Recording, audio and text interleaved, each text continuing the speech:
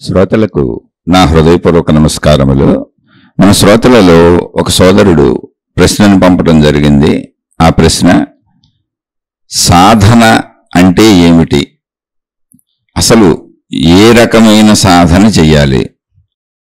సాధన చేయవలసిన అవసరం అసలు ఉన్నదా? సాధన చెయ్యకుండా మోక్షాన్ని పొందలేమా?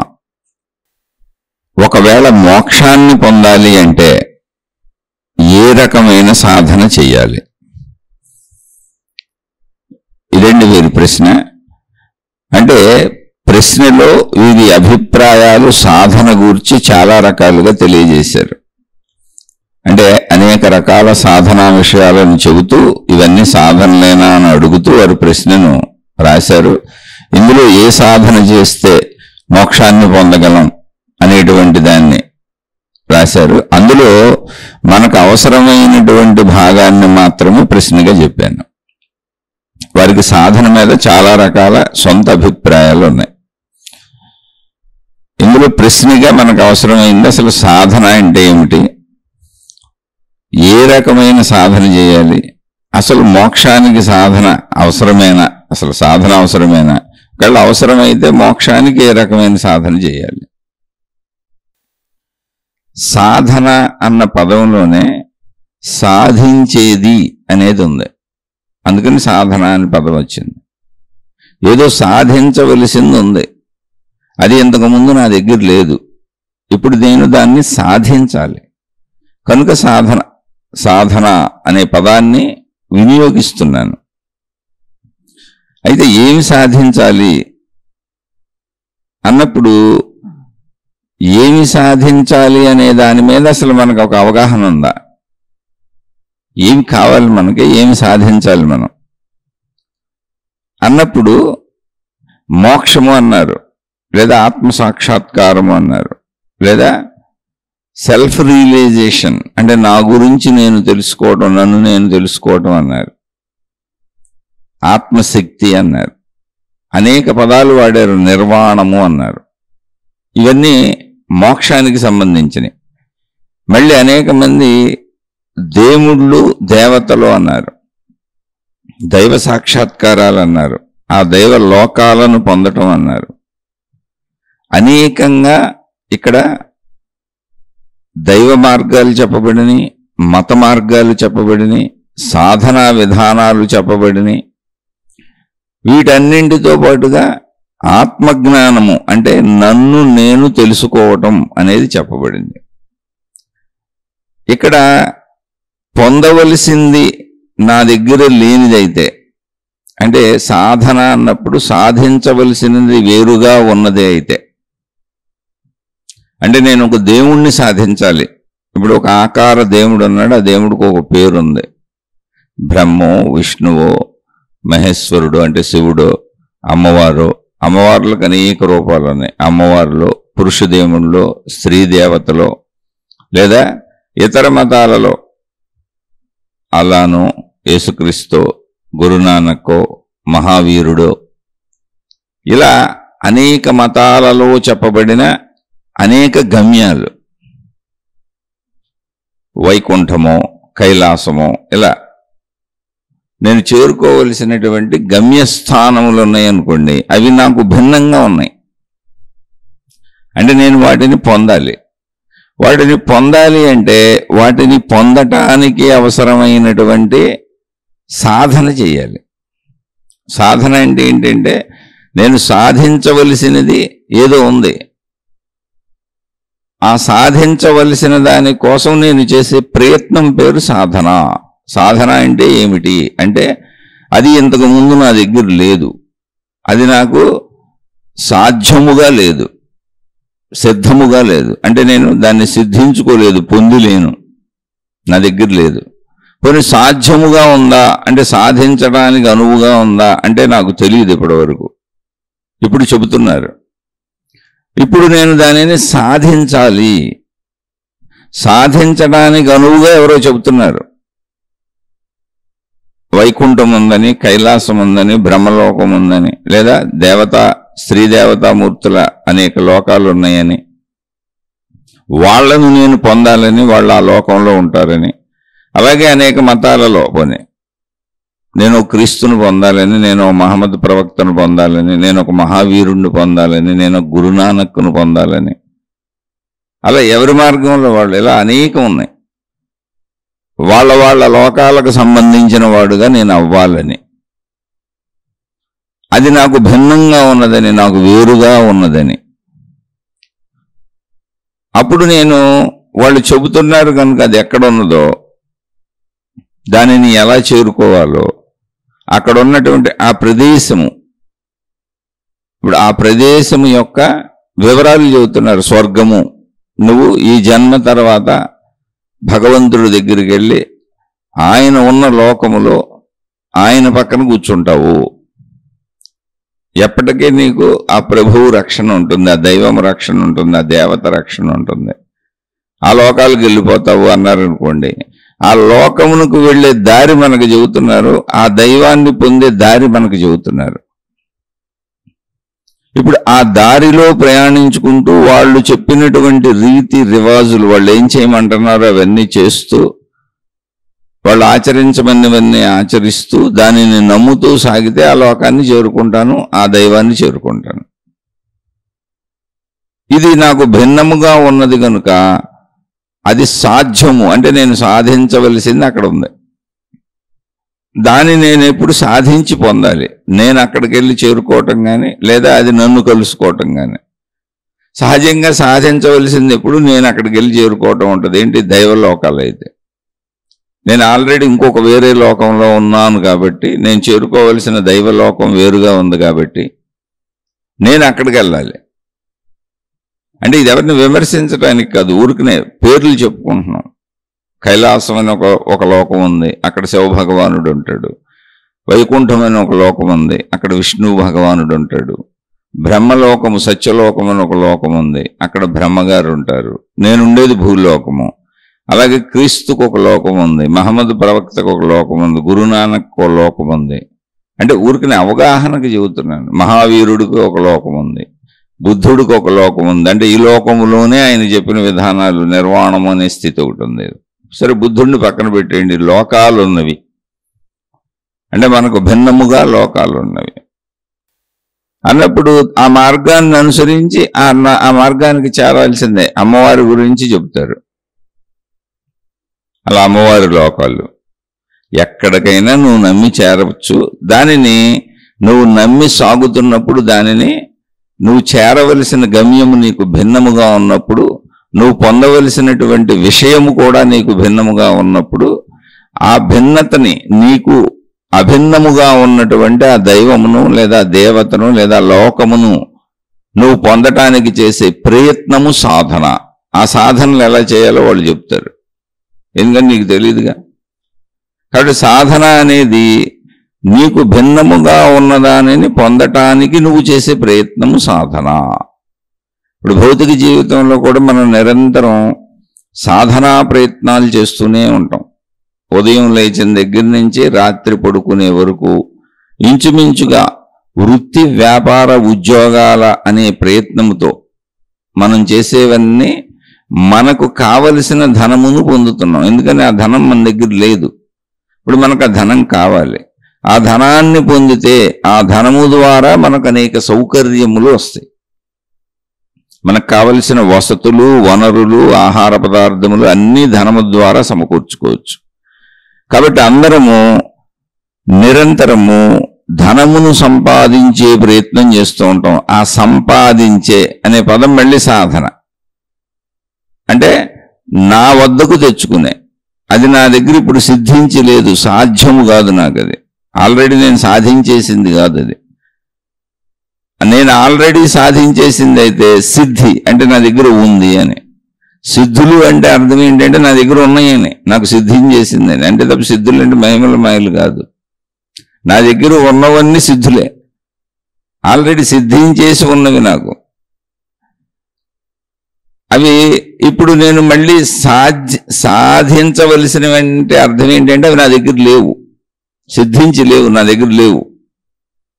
కాబట్టి నేను మళ్ళీ వాటిని పొందాలి. ఇప్పుడు నేను పొందాలి.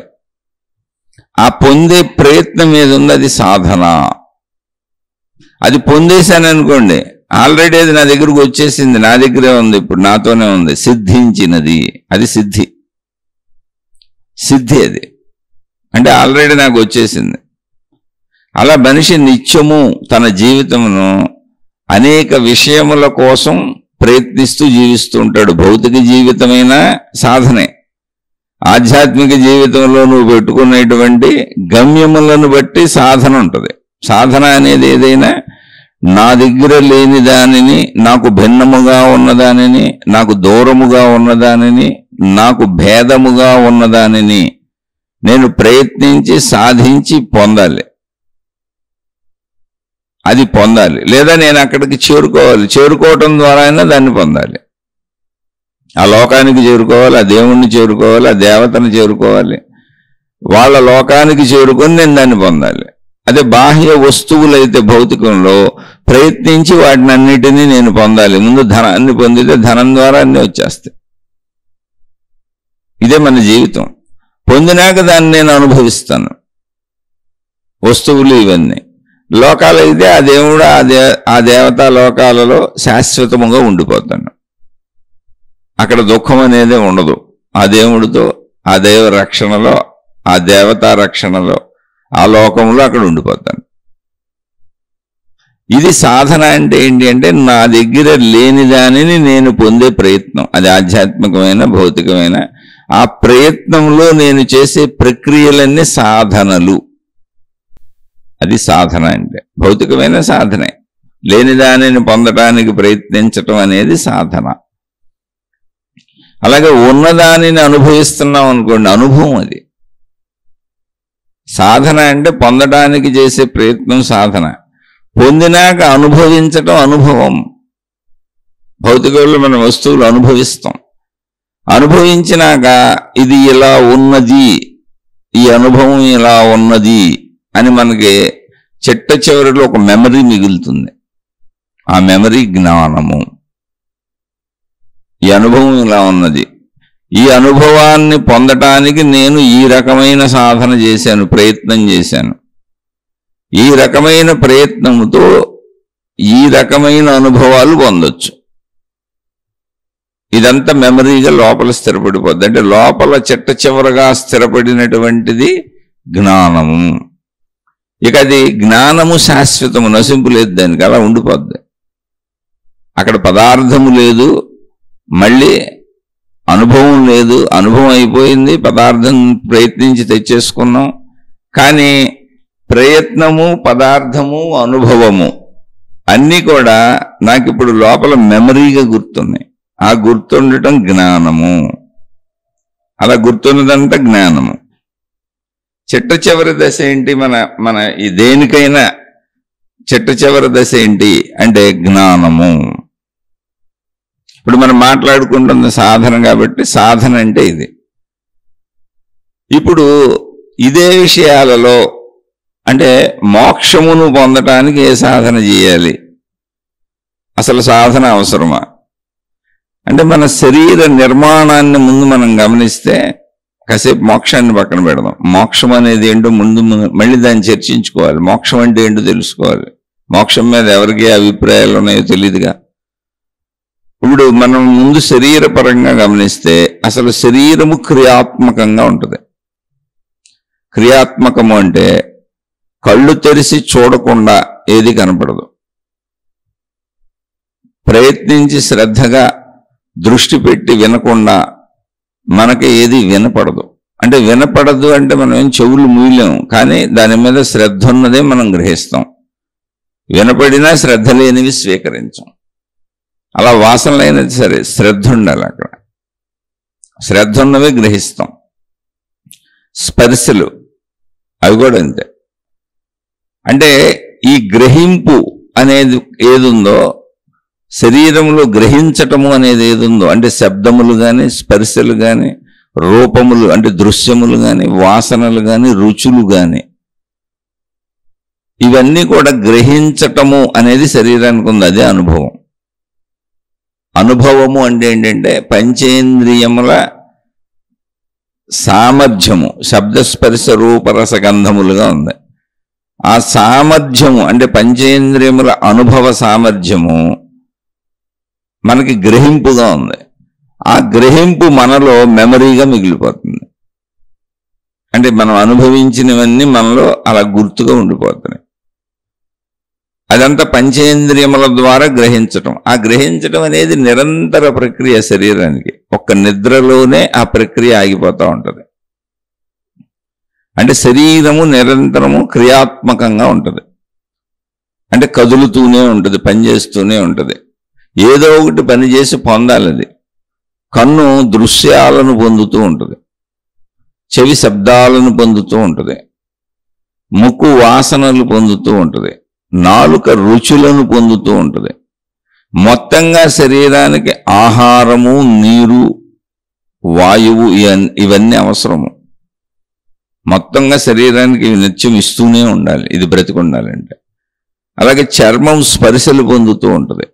అలాగే స్త్రీ పురుష శారీరక సుఖములను యవనములోనికి వచ్చిన వాళ్ళు పొందుతూ ఉంటారు. ఇవన్నీ నిరంతరము పొందటము అనేది శరీర నిర్మాణము. పొందటము అంటే అర్థం ఏంటి? మనకు భిన్నంగా ఉంది, దానిని మనం గ్రహించి పొందాలి. పొందినప్పుడు దానిని అనుభవిస్తాము. అంటే దృశ్యాన్ని, మనకు భిన్నముగా ఉన్న దృశ్యాన్ని మాత్రమే కన్ను చూడగలదు.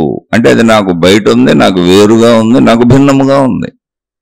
జాగ్రత్తగా చక్కగా అర్థం చేసుకోండి. ఇది మన శరీర సంబంధిత సొంత ఆధ్యాత్మిక చదువు, మనకు సంబంధించిన చదువు. ఇది ఎవరిదో కాదు. ఈ మాత్రం మాకు తెలియదా అని అనుకోబాకండి. పరిశీలించండి, తెలిసిందే ఒకసారి గుర్తు చేసుకోండి. నాకు భిన్నముగా ఉన్న దానిని మాత్రమే నా కన్ను చూడగలదు. అంటే నా కన్ను చూస్తుంది, నేను గ్రహించాను అంటే అర్థం ఏంటి అంటే అది నాకు భిన్నముగా ఉన్నది, నాకు భిన్నముగా ఉంది, నేను గ్రహించాను. అలాగే ఒక శబ్దము నా చెవి విన్నది అంటే దానికి తార్కాణం ఏంటి అంటే అది నాకు భిన్నముగా ఉంటేనే నేను శబ్దము గ్రహించగలను. అంటే ముందు ఇక్కడ గ్రహించవలసిన విషయం ఏంటంటే నేను గ్రహిస్తున్నది ఏదైనా నాకు భిన్నముగా ఉండాలి. నా చెవి గ్రహించాలంటే అది నాకు బయట భిన్నముగా ఉండాలి, అది విడిగా ఉండాలి. అలాగే నా ముక్కు వాసనలు గ్రహిస్తున్నది, అవి నాకు భిన్నముగా బయట ఉన్నాయి, అక్కడ వాసనలు వస్తున్నాయి. వాసనలన్నీ బయట నుంచే గ్రహిస్తాను, నాకు భిన్నముగా ఉన్నాయి. స్పర్శలన్నీ బయట నుంచే గ్రహిస్తాను, నాకు భిన్నముగా ఉన్నాయి. స్త్రీ పురుష శారీరక కోరికల సంబంధిత విషయము కూడా స్త్రీ గాని పురుషుడు గాని నాకు భిన్నముగా ఉన్నారు, అక్కడి నుంచి గ్రహిస్తాను. రుచులన్నీ కూడా నాకు భిన్నముగా ఉన్న పదార్థముల నుంచి గ్రహిస్తూ ఉంటాను. ఇలా నేను గ్రహించేదంతా కూడా నాకు భిన్నముగా ఉన్నది. ముందు విషయం అంటే ఇప్పుడు ఈ గ్రహించటము అంటే ఏంటి? సాధించటము. అంటే రోజు శరీరం ఏం చేస్తుంది?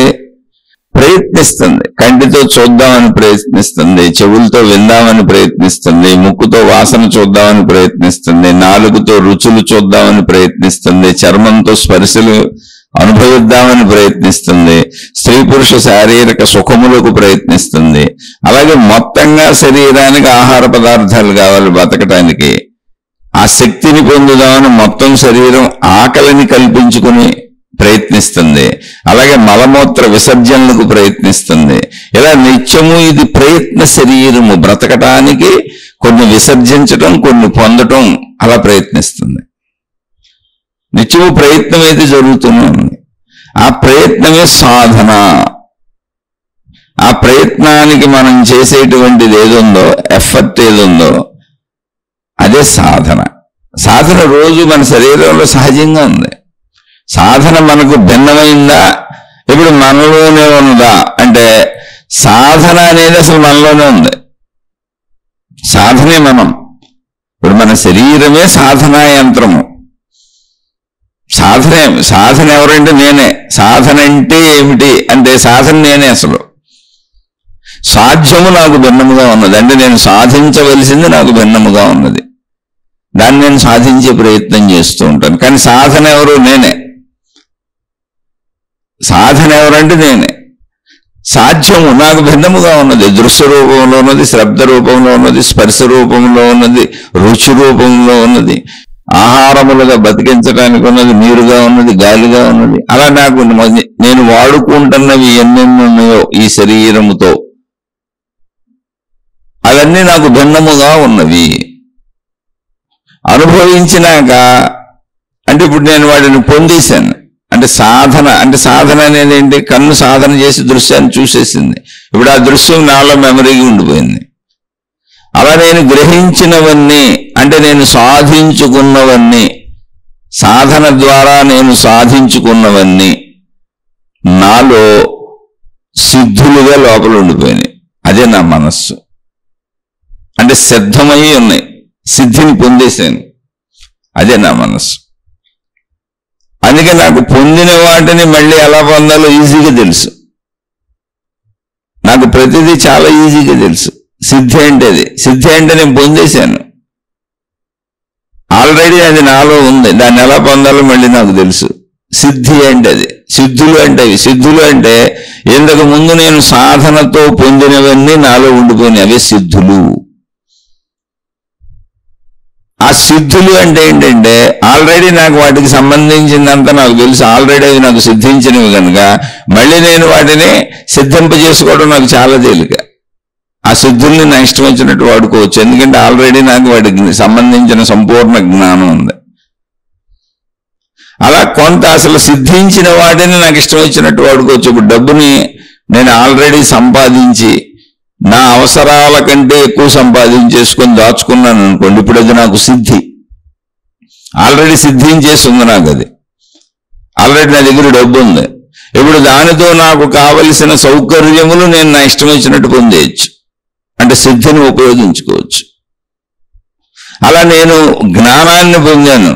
అంటే ఒక వస్తువుని పొందడానికి కానీ, లేదా ఒక మోసం చేయడానికి కానీ, ఒక అన్యాయం చేయడానికి కానీ, ఒక కుతంత్రాలు పనడానికి కానీ, లేదా మంచి పనులు చేయడానికి కానీ, చెడు పనులు చేయడానికి కానీ అవసరమైన జ్ఞానమును పొందాను. అంటే మనుషులను మోసం చేయడానికి అవసరమైన జ్ఞానమును పొందాను. మనుషులతో మంచిగా ఉండడానికి, ప్రాణం పోయినా తప్పు చేయకుండా ఉండడానికి అవసరమైన జ్ఞానమును కూడా నేను పొంది ఉన్నాను. అప్పుడు అది కూడా సిద్ధి. నాకు సిద్ధి అది సిద్ధించేసి ఉన్నాయి. కాబట్టి నా సిద్ధిని ఇప్పుడు నేను సిద్ధుణ్ణి, నేను సిద్ధురాలను. సిద్ధులు అని పిలుస్తారు. సిద్ధులంటే మహిమలు మాయలు కాదు, ఆల్రెడీ నీ దగ్గర ఉన్నాయని. ఆల్రెడీ నీ దగ్గర ఉన్నాయి. వాటిని నేను ఇప్పుడు నా ఇష్టం వచ్చినట్టు ఉపయోగించగలను. అందుకే అనేక మంది మోసపూరిత చర్యలు ప్రపంచవ్యాప్తంగా చేస్తున్నారు, చెడు పనులు ప్రపంచవ్యాప్తంగా చేస్తున్నారు, అనేక దారుణ మారణకాండలు ప్రపంచవ్యాప్తంగా చేస్తున్నారు. కొద్దిమంది అంటే వాళ్ళు ఆయా విషయాలను సిద్ధింపజేసుకున్న సిద్ధులు. చోరకళలో సిద్ధుడు కాబట్టి దొంగతనాలు చేస్తూ ఉంటాడు. అలా చోరకళలు, హత్యలు, మానభంగాలు, మోసాలు, ధనమోసాలు, వస్తు మోసాలు, వీళ్ళంతా కూడా ఆ అతి తెలివిని, చెడు తెలివిని పొందేసి ఉన్నారు జ్ఞాన రూపంలో. అది జ్ఞానం అంటే తెలియట. అది మంచిదైనా చెడ్డదైనా నీకు తెలిస్తే జ్ఞానం అంతే, ఇంకేంటి. అలాగే కొంతమంది ప్రాణము పోయినా మేము అసత్యము ఆడము, సత్యముతోనే ఉంటాము అనేటువంటి దాన్ని సిద్ధింపజేసుకున్నారు. మేము మంచిగానే ఉంటాం, మేము చెడు చెయ్యము. అందరూ మా అలాంటి మనుషులే కదా, అసలు చెడు ఎందుకు చేయాలి? ఇక్కడ నా అవసరాల కోసం ఇతర మనుషులను బాధించేటువంటి ప్రక్రియలు మేము చెయ్యమా, ఎందుకు చేయాలి అని ఆ భావాలను సిద్ధింపజేసుకున్నారు. ఇంకొంతమంది ఆ సిద్ధింపజేసుకున్న వాళ్ళు అలా బతుకుతున్నారు, వాళ్ళు మంచివాళ్ళు. ఇక్కడ మనం వీళ్ళందరూ ఇప్పుడు సిద్ధులే. భూమి మీద బతుకుతున్న మనుషులందరూ సిద్ధులే. ఎంతో కొంత సిద్ధి ఉంది వాళ్ళ దగ్గర. ఒక పసిపిల్లవాడికి కూడా సిద్ధి ఉంది. అతను ఏమేమి పొందాడో, ఆ పసిబిడ్డ ఏమేమి పొందిందో, ఏమేమి తెలుసో వాళ్ళ అమ్మ తెలుసు, వాళ్ళ నాన్న తెలుసు, పాలు తాగడం తెలుసు, చిన్న చిన్నగా పాకడం తెలుసు, ఏదైనా ఇబ్బంది కలిగితే ఏడవడం తెలుసు, ఏడ్చి పిలవడం తెలుసు. అంటే ఏడుపు ద్వారా తల్లిదండ్రులు తనను రక్షిస్తారు అనేటువంటి జ్ఞానం పొందింది అనుకోండి. ఆ జ్ఞానం పొంది ఉంది అనుకోండి, అది సిద్ధి. అంటే నాకు తెలిసినవన్నీ, నేను పొందినవన్నీ, నేను అనుభవించినవన్నీ తిరిగి మరలా నేను వాటిని చేయగలిగినవన్నీ నా సిద్ధులు. కాబట్టి భూమి మీద ఉన్న మానవాళ్ళందరూ సిద్ధులే, పసిబిడ్డల దగ్గర నుంచి. ఎందుకంటే వాళ్ళకి పాలు తాగడం తెలుసు, వాళ్ళకి ఏదో ఒకటి తెలుసు. ఎన్ని తెలుసు, ఎంత తెలుసు అనేది విషయం కాదు ఇక్కడ. అసలు తెలియట అనే జ్ఞానం ఏది ఉందో అదే సిద్ధి. జ్ఞానమే సిద్ధి. సిద్ధి అంటే ఏంటంటే జ్ఞానము. నిజమైన మహిమ, నిజమైన సిద్ధి ఏంటంటే జ్ఞానము.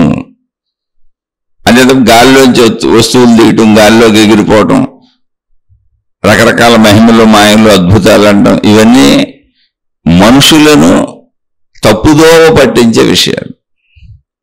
ఇక్కడ సిద్ధులు అంటే మనుషులందరూ కూడా ఏదో ఒకటి సాధన చేసి ప్రతిరోజు దేన్నో ఒక దాన్ని సిద్ధింపజేసుకుంటూ ఉంటారు. ఆ సిద్ధింపజేసుకున్నది వాళ్ళ దగ్గరే ఉంటుంది. ఆ సిద్ధింపజేసుకున్న దాన్ని వాళ్ళు మరలా ప్రయత్నించి ఎన్నిసార్లు అయినా సిద్ధింపజేసుకోగలుగుతూ ఉంటారు. ఎందుకంటే ఆ జ్ఞానం వాళ్ళ దగ్గర ఉన్నది కనుక. ఒక సిద్ధి అది. ఇప్పుడు స్త్రీ పురుష శారీరక సంబంధ సుఖం కోసం ఒక జీవిత భాగస్వామిని తెచ్చుకున్నారు, అదొక సిద్ధి. ఆ సుఖసిద్ధి ఉంది వాళ్ళకి, శారీరక సుఖసిద్ధిని పొందేశారు. ఇప్పుడు ఆ సిద్ధిని వాళ్ళు ఎన్నిసార్లైనా మళ్ళీ పొందుతూనే ఉంటారు, ఎందుకంటే వాళ్ళ హస్తగతం అయిపోయింది, అది వాళ్ళ చేతిలోకి వచ్చేసింది. అలా అనేక రకముల వస్తువులు, విషయములు మనం నిత్య సిద్ధులుగా మన ఇంట్లో పెట్టుకొని అనేకం పేర్చుకొని కూర్చుకొని ఉన్నాం.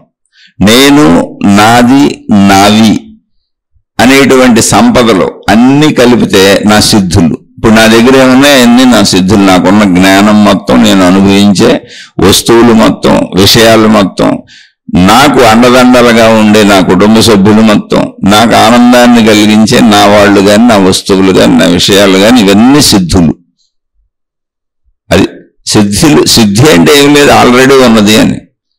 దాని గురించిన జ్ఞానం ఉన్నది. అసలు జ్ఞానమే సిద్ధి. ఇది నా దగ్గర ఉన్నది అని నాకు తెలియట అనేది ఉన్నదే, ఆ తెలియటే జ్ఞానము. జ్ఞానమే సిద్ధి. నాకు తెలుస్తున్నదంతా సిద్ధే. నా దగ్గర ఉన్నదంతా నాకు తెలుస్తుంది. అవి వస్తువులు కావచ్చు, విషయాలు కావచ్చు, వాటిని పొందే మార్గాలు కావచ్చు, ఏదైనా జ్ఞానము. ఇప్పుడు ప్రతి వాళ్ళు సిద్ధులే. ఆ సిద్ధుల్లో వాళ్ళ దగ్గర ఎన్ని ఉన్నాయి, ఎంత ఉన్నాయి అనేది విషయం కాదు. జాగ్రత్తగా అర్థం చేసుకోండి. ప్రతి వాళ్ళు సిద్ధులే. ఇలా సిద్ధింపజేసుకునేటువంటి సాధనా శక్తి ప్రతి వారిలో ఉంది.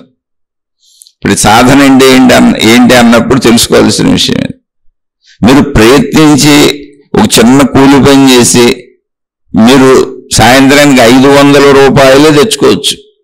కానీ 500 రూపాయలు తెచ్చుకోగలిగినటువంటి సాధనాపరమైన శక్తి మీ దగ్గర ఉంది. మీరు 500 రూపాయలను సిద్ధింపజేసుకున్న సిద్ధులు మీరు. ఇప్పుడు 500 రూపాయలతో ఏమేమి వస్తాయో మళ్ళీ వాటినన్నిటినీ సిద్ధింపజేసుకునే సిద్ధులు మీరు. వాటిని సిద్ధింపజేసుకుంటారు, అవన్నీ మీకు దక్కుతాయి మళ్ళీ. అలా సిద్ధులయ్యి ఉంటారు మనుషులు. సిద్ధిత లేనివాడు ఎవడు ఉండడు, సిద్ధుడు కాని వాళ్ళు భూమి మీద ఎవరు ఉండరు. ఎందుకంటే శరీరమే ప్రయత్న శరీరము.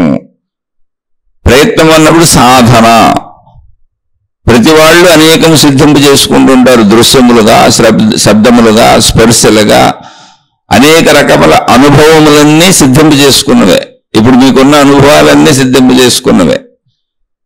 ఎవరికున్న అనుభవాలైనా సిద్ధింపు చేసుకున్నవే. అవన్నీ సాధ్యములు, అంటే మీరు సాధించుకున్నవి. కాబట్టి సాధన ఎవరు, అసలు సాధన అంటే ఏమిటి కాదు. సాధన ఎవరు అంటే సాధన నేనే. సాధన అంటే ఏమిటి? నా జీవితమే సాధన. రోజువారీ నా జీవితమే సాధన. అనేకం ప్రయత్నిస్తూ ఉంటాను. ప్రయత్నం లేకుండా అసలు నా శరీరం ఉండదు. ఊపిరి పీల్చుకొని వదులుతూ ఉంటుంది. దాని అంతటా అదే జరుగుతున్నా అది శరీర ప్రక్రియ, ప్రయత్నం. అలా నిత్యము నా శరీరం మొత్తం తాను బ్రతికి ఉండటానికి అవసరమైన ప్రయత్నం చేస్తూ అవయవాలన్నీ పనిచేస్తూనే ఉంటాయి. గుండు కొట్టుకుంటూ ఉంటుంది, కిడ్నీలు పనిచేస్తూ ఉంటాయి, లోపల అవయవాలన్నీ కలిసి పనిచేస్తూ ఉంటాయి. అలా పనిచేస్తుంటేనే నేను హాయిగా బతుకుతూ ఉంటాను. ఇదంతా నిత్యం జరుగుతూనే ఉన్న ప్రక్రియ. నాలోనే జరుగుతున్న సాధనా ప్రక్రియ. ఈ సాధనా ప్రక్రియ అంటే శరీర సహజంగా పనిచేయటం అనే సాధనా ప్రక్రియ ఏదుందో అది శరీరాన్ని బ్రతికించి ఉంచింది. అంటే నేను జీవించి ఉండటం అనే సిద్ధి జరుగుతుంది. నేను సిద్ధుడినే. ఎలా అంటే జీవించి ఉన్నాను, బ్రతికి ఉన్నాను, జీవితము అనేది నాకు సిద్ధించింది, జీవిస్తున్నాను. ఆ సిద్ధి నాకుంది. జీవించటంలో అవసరమైన సాధనలు మళ్ళీ రోజు చేస్తున్నాను, అనేకం సిద్ధింపజేసుకుంటున్నాను. అలా నేను సిద్ధుడను, సిద్ధురాలను.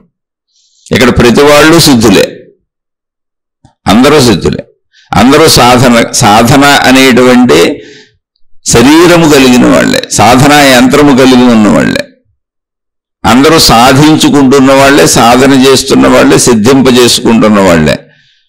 అందరి అనుభవాలు సిద్ధులే. ఎందుకంటే అనుభవం అంటే ఆల్రెడీ పొందేశాం, కానీ మళ్ళీ దాన్ని ఎలా పొందాలో కూడా తెలుసు. ఒక జీవిత భాగస్వామిని పొందిన వారు ఎప్పటికీ సిద్ధులే. ఇక పొందేశారు, ఆ సుఖానికి ఎప్పటికీ వాళ్ళకి అంతరాయం లేదు. అలా జీవితంలో మనం ఒక టీవీ కొనుక్కున్నవారు ఆ విషయంలో ఎప్పటికీ సిద్ధులే, ఆ టీవీ చూసుకుంటూ ఉంటారు. ఓ ఫోన్ కొనుక్కున్నవారు ఆ విషయంలో ఎప్పటికీ సిద్ధులే, దాన్ని సాధించేసుకున్నారు, దాన్ని ఎప్పుడూ వినియోగించుకుంటూ ఉంటారు. అలా అనేక రకాల సిద్ధులు ప్రతి వాళ్ళు కలిగి ఉన్నారు, అనుభవిస్తూనే ఉన్నారు. ఇంకా అవసరమైన వాటి కోసం ప్రయత్నించుకుంటూ ఉన్నారు. అంటే సాధన అనేది నిరంతరము జరుగుతుంది. అలాగే సాధించుకోవటం అనేది నిరంతరం జరుగుతుంది. అదే సిద్ధిగా అనుభవంగా అనుభవించటం అనేది నిరంతరం జరుగుతుంది. సిద్ధులు అంటే పొందేసి అనుభవించిన వాళ్ళు, అనుభవిస్తున్న వాళ్ళు, అనుభవించడానికి అనువుగా పొందేసి ఉన్న వాళ్ళందరూ సిద్ధులే. ఏ విషయమైనా కావచ్చు. అది మీరు గాలిలో నడవడం, నక్షత్రాలు చుక్కలతో పట్టుకోవటం, ఆడుకోవటం, లేదా చుక్కలను తెచ్చుకొని నెలవంకను తెచ్చుకొని జల్లో పెట్టుకోవటం, ఎవరో తెచ్చి జల్లో పెట్టడం, ఇవన్నీ కవితలు, ఊహాత్మకంగా బాగుంటాయి. కానీ ఒక్కొక్క నక్షత్రము భూమి కంటే కొన్ని 100 రెట్లు పెద్దది ఉంది. అది జల్లో పెట్టుకోవటం కుదరదు. భూమి ఎంత ఉందో మనకు తెలీదు. కాబట్టి అవి ఊహాత్మకంగా బాగుంటాయి. వాస్తవికతలు ఇవి, సత్యం ఇది. రోజువారీ జీవితంలో మనందరము సిద్ధులమే. మనందరము మన సొంత శరీర జీవితం జీవించడమే సాధన అనేది జరుగుతుంది. మన జీవితమే సాధన, మన శరీరమే సాధన.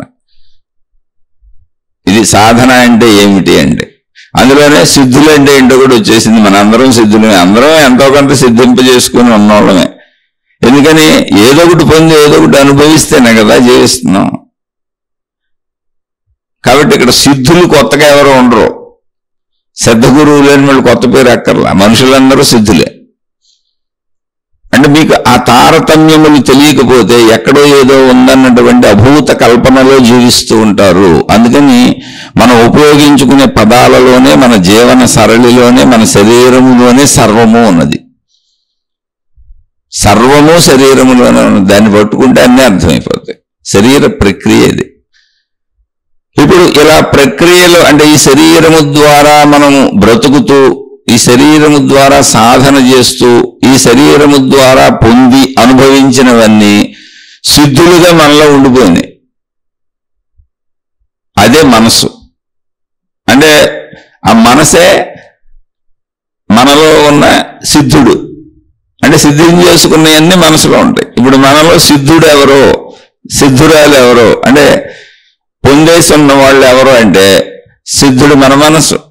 ప్రతి వారిలో ఉన్న మనసు సిద్ధస్వరూపము. నువ్వు సిద్ధుడువే, నువ్వు సిద్ధురాలువే. ఎందుకనంటే ఆ మనసులో ఉన్నవన్నీ నువ్వు మళ్ళీ పొందగలవు. ఆల్రెడీ అనుభవించేసావు. ఎలా పొందాలో, ఎలా సాధనా ప్రయత్నం చేయాలో తెలుసు, ఎలా పొందాలో తెలుసు, ఎలా అనుభవించాలో తెలుసు. కనుక నీకు ఇప్పుడు అది సాధ్యమైపోయింది, సిద్ధైపోయింది, నీ దగ్గరే ఉంది. నువ్వు దాన్ని ఎలా కావాలన్నా అలా వినియోగించుకొని మళ్ళీ మళ్ళీ మళ్ళీ అనుభవించవచ్చు. అది సిద్ధమై ఉంది. సిద్ధుడు అంటే ఏంటి? సిద్ధముగా ఉన్న వాటిని కలిగి ఉన్నవాడు. ఆ జ్ఞానం అంతా నీకు మనసులో ఉంది. అనుభవాలన్నీ మనసుకు వెళ్ళిపోయింది. చూడండి, అంటే మనలో సిద్ధుడు ఎవరయ్యా అంటే మన మనసు. అలాగే మనలో ఈ సిద్ధుడితో పాటు బుద్ధుడు కూడా ఉన్నాడు. బుద్ధి, గౌతమ బుద్ధుడు అంటారు. బయట ఎవరు లేరు. ఆ బుద్ధుడు నువ్వే. నీలోనే ఉన్న బుద్ధుడిని నువ్వు సరిగ్గా వాడుకుంటే నువ్వు బుద్ధుడివి. నీలోనే ఉన్న సిద్ధుడిని సరిగ్గా వాడుకుంటే నువ్వు సిద్ధుడివి. ఆల్రెడీ నువ్వు సిద్ధుడివే.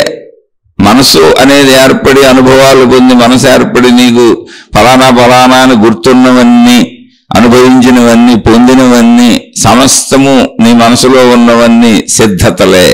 కనుక నువ్వు సిద్ధుడివే, సిద్ధురాలివే. అలాగే నువ్వు బుద్ధుడివే. స్త్రీలైన పురుషులైన మీరు బుద్ధులే. గౌతమ బుద్ధుడు అంటారే, అలా బుద్ధుడే. బుద్ధుడు అనేది బుద్ధికి సంబంధించిన విషయం. అంటే మనలో ఉన్నటువంటి సిద్ధుడు అనబడే మనసు మరలా ప్రయత్నిద్దాం, మరలా సాధిద్దాం అని చెప్పినప్పుడు ఆ సాధనకు చేసే ప్రయత్నము గాని, సాధించేటప్పుడు మనం సాధించాలనుకున్నటువంటి విషయము గాని అవసరమా కాదా, ఏ విధంగా సాధించాలి, అసలు సాధించటంలో తప్పేంటి, రైట్ ఏంటి, మొత్తం విషయాన్ని వివరణంగా, పూర్తి వివరంగా చెప్పి విచక్షణా జ్ఞానంగా తప్పు ఒప్పు అవసరాలని చెబుతుంది. ఇది అవసరము, ఇది అనవసరము. ఇప్పుడు ఇది అవసరం లేదు, అనవసరము. నువ్వు అనవసరంగా నీ సిద్ధిని వాడుతున్నావు, నువ్వు అనవసరంగా నీ సాధనను వాడుతున్నావు, వాడబాక. లేదా నీ సిద్ధిని నువ్వు తప్పు మార్గంలో వాడుతున్నావు, నీ సాధనని తప్పు మార్గంలోకి పెడుతున్నావు, పెట్టబాక. సన్మార్గంలోనే సిద్ధులను వాడు, సాధనను వాడు అనేటువంటి విషయాన్ని చెప్పే బుద్ధుడు మనలోనే ఉన్నాడు. ఎవరైతే ఆ బుద్ధుడు ప్రకారం జీవిస్తారో వాళ్ళు బుద్ధులు. వాళ్ళందరూ బుద్ధులు. అంటే బుద్ధుడు చెప్పినట్టుగా యథాతథంగా జీవిస్తే. ఆ బుద్ధుడు కూడా ఎక్కడ ఉన్నాడు? మనలోనే ఉంది బుద్ధి. బుద్ధుడు ఎవరో కాదు, మనలో ఉన్న బుద్ధే బుద్ధుడు. మళ్ళీ మీరు లేదండి నేను బయట గౌతమ బుద్ధుడిని అనుసరిస్తానండి, ఆరాధిస్తానండి, అదంతా చదువుతానండి. చదువు ఎవరు వద్దని, అది నీ ఇష్టం. మళ్ళీ అదంతా సాధన. అప్పుడు సాధన. నేను బౌద్ధ మతం స్వీకరిస్తానని సాధన చేస్తున్నావు, ఆ రకమైన బట్టలు వేసుకుంటావు. అది తప్ప రైట కాదు అసలు అక్కడ విషయం. బౌద్ధ మత అనుయాయులు గౌతమ బుద్ధుడు తర్వాత, అంటే గౌతమ బుద్ధుల వారు ఉన్నప్పుడు ఆయన చెప్పినటువంటి విషయాలను విని, మంచి విషయాలను విని ఆయన్ని అనుసరించి అనేక మంది ఆయన శిష్యులుగా, బౌద్ధ భిక్షువులుగా మారారు. ఎంతో మంది కుటుంబీకులు, గృహస్థు జీవితాలు గడిపేవాళ్ళు కూడా బుద్ధుడిని అనుసరించారు, రాజులు, మహారాజులు సైతం. అలా ఆయన చెబుతూ ఎవరికైనా కాలంలో శరీరం అంతమైపోతుంది. ఆయన అంతమైపోయినాక, అంటే ఆయన శరీరాన్ని వదిలేసినాక, ఆయనను అనుసరించినటువంటి శిష్యులలో తెలివిగల వాళ్ళు, కొంచెం ఆ సత్యమును అర్థం చేసుకున్న వాళ్ళు దాన్ని బౌద్ధ మతముగా తయారు చేశారు.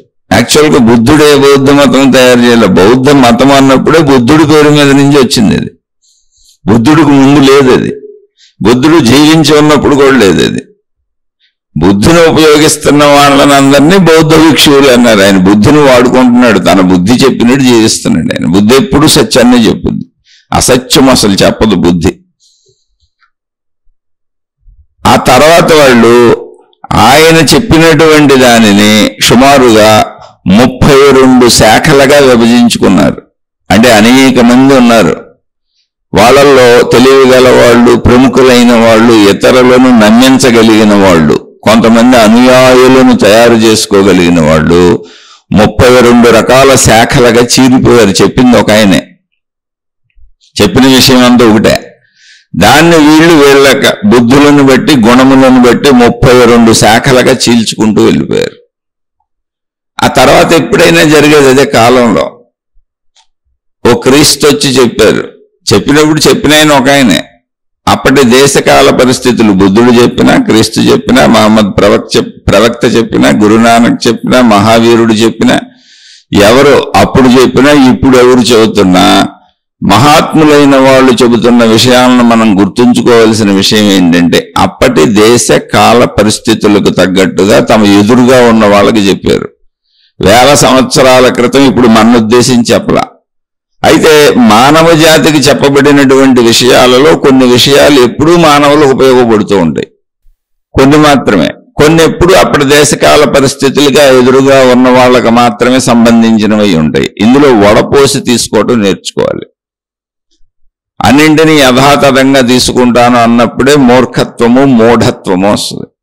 ఎందుకని అసలు వాళ్ళు చెప్పింది ఎవరికి, సందర్భం ఏంటి, వాళ్ళు ఎవరితో మాట్లాడారు అన్నప్పుడు అప్పటి దేశకాల పరిస్థితులకు తగ్గట్టుగా తమ ఎదురుగా ఉన్న వాళ్ళకి చెప్పారు. ఆ ఎదురుగా ఉన్న వాళ్ళ పరిస్థితిని బట్టి చెప్పారు. అలా వచ్చిన బోధలో ఎక్కడైనా సరే, ఎప్పుడైనా సరే. కాబట్టి అందులో అప్పటి దేశకాల పరిస్థితులు ఏంటి అర్థం చేసుకోవాలి, ఎదురుగా ఉన్న వ్యక్తి యొక్క స్థితి గతి ఏంటి అర్థం చేసుకోవాలి. అందులో ఇప్పుడు మనకి ఏది ఉపయోగపడుతుంది అన్నదాన్ని మాత్రమే ఇప్పటి దేశకాల పరిస్థితులకి మన జీవన విధానానికి సరిపోయే దానిని తీసుకోవాలి. అన్నీ అందరికీ సరిపోవు. అందుకే మూర్ఖత మూఢత తీసేయాలి. ఎక్కడ మత విధానములోంచి. మతాలన్నీ ఒక మహాత్ములతో తయారవుతాయి. ఓ బుద్ధుడి నుంచి బౌద్ధ మతం, ఒక క్రీస్తు నుంచి క్రిస్టియానిటీ, ఒక మహమ్మద్ ప్రవక్త నుంచి ఇస్లాం, అలా ఒక గురునానక్ నుంచి సిక్కు మతం, ఒక మహావీరుడి నుంచి జైన మతం. అలా వస్తాయి మతాలు. మతములు అంటే అభిప్రాయములు. మేము ఈయన మార్గంలో నడుస్తున్నాము, మా మతం ఇది, మా అభిప్రాయం ఇది అని, అంతే, అంతకంటే ఏం లేదు. ఇలా అనేకం వస్తాయి. కానీ ఎప్పుడు గుర్తుపెట్టుకోవాల్సిన విషయం ఏంటంటే అవి చెప్పబడింది 1000 సంవత్సరముల వెనకాల. మళ్ళీ ఇంకోసారి రిపీట్ చేస్తున్నా, ఈ చెప్పబడిన విషయములు మానవులకే గనుక ఎప్పుడూ వాళ్ళచే చెప్పబడిన వాళ్ళు చెప్పిన విషయాలలో కొన్ని విషయాలు మానవులందరికీ సరిపోతాయి. అందరూ మంచిగా ఉండండి అని చెప్పారనుకోండి, ఎప్పటికీ భూమి ఉన్నంతకాలం, భూమి మీద మానవ జాతి ఉన్నంతకాలం ఈ మాట సరిపోద్ది అందరికీ. చెడు చెయ్యకండి అని చెప్పారనుకోండి, భూమి ఉన్నంతకాలం, భూమి మీద మానవ జాతి ఉన్నంతకాలం ఈ విషయం ఎప్పటికీ సరిపోద్ది. అలా కొన్ని సామూహిక సత్యములు ఉంటాయి. అలా కాకుండా ఇండివిజువల్గా కొన్ని ఉంటాయి. వాటిని ఆచరించేటప్పుడు జాగ్రత్తగా ఉండాలి.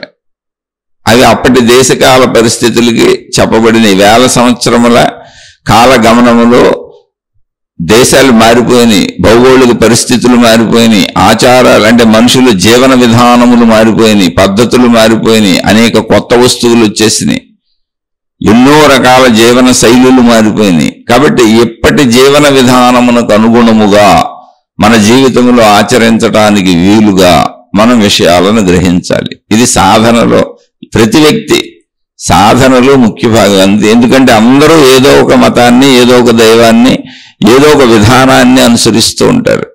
ఇందులో మూఢత్వం ఏంటి, మూర్ఖత్వం ఏంటి, ఇందులో విచక్షణా జ్ఞానం ఏంటి అంటే మనలో ఉన్న బుద్ధుణ్ణి ఎలా ఉపయోగించాలి అంటే, మనలో ఉన్న బుద్ధుణ్ణి ఎలా బతికించుకోవాలి అంటే, అసలు మనం వింటున్న విషయము ఏ కాలానికి సంబంధించింది, ఏ కాలములో చెప్పబడింది, ఎవరికి చెప్పబడింది, ఏ పరిస్థితుల్లో చెప్పబడింది. ఓకే, ఇప్పుడు అది నా జీవితంలో అన్వయం కుదురుతుందా?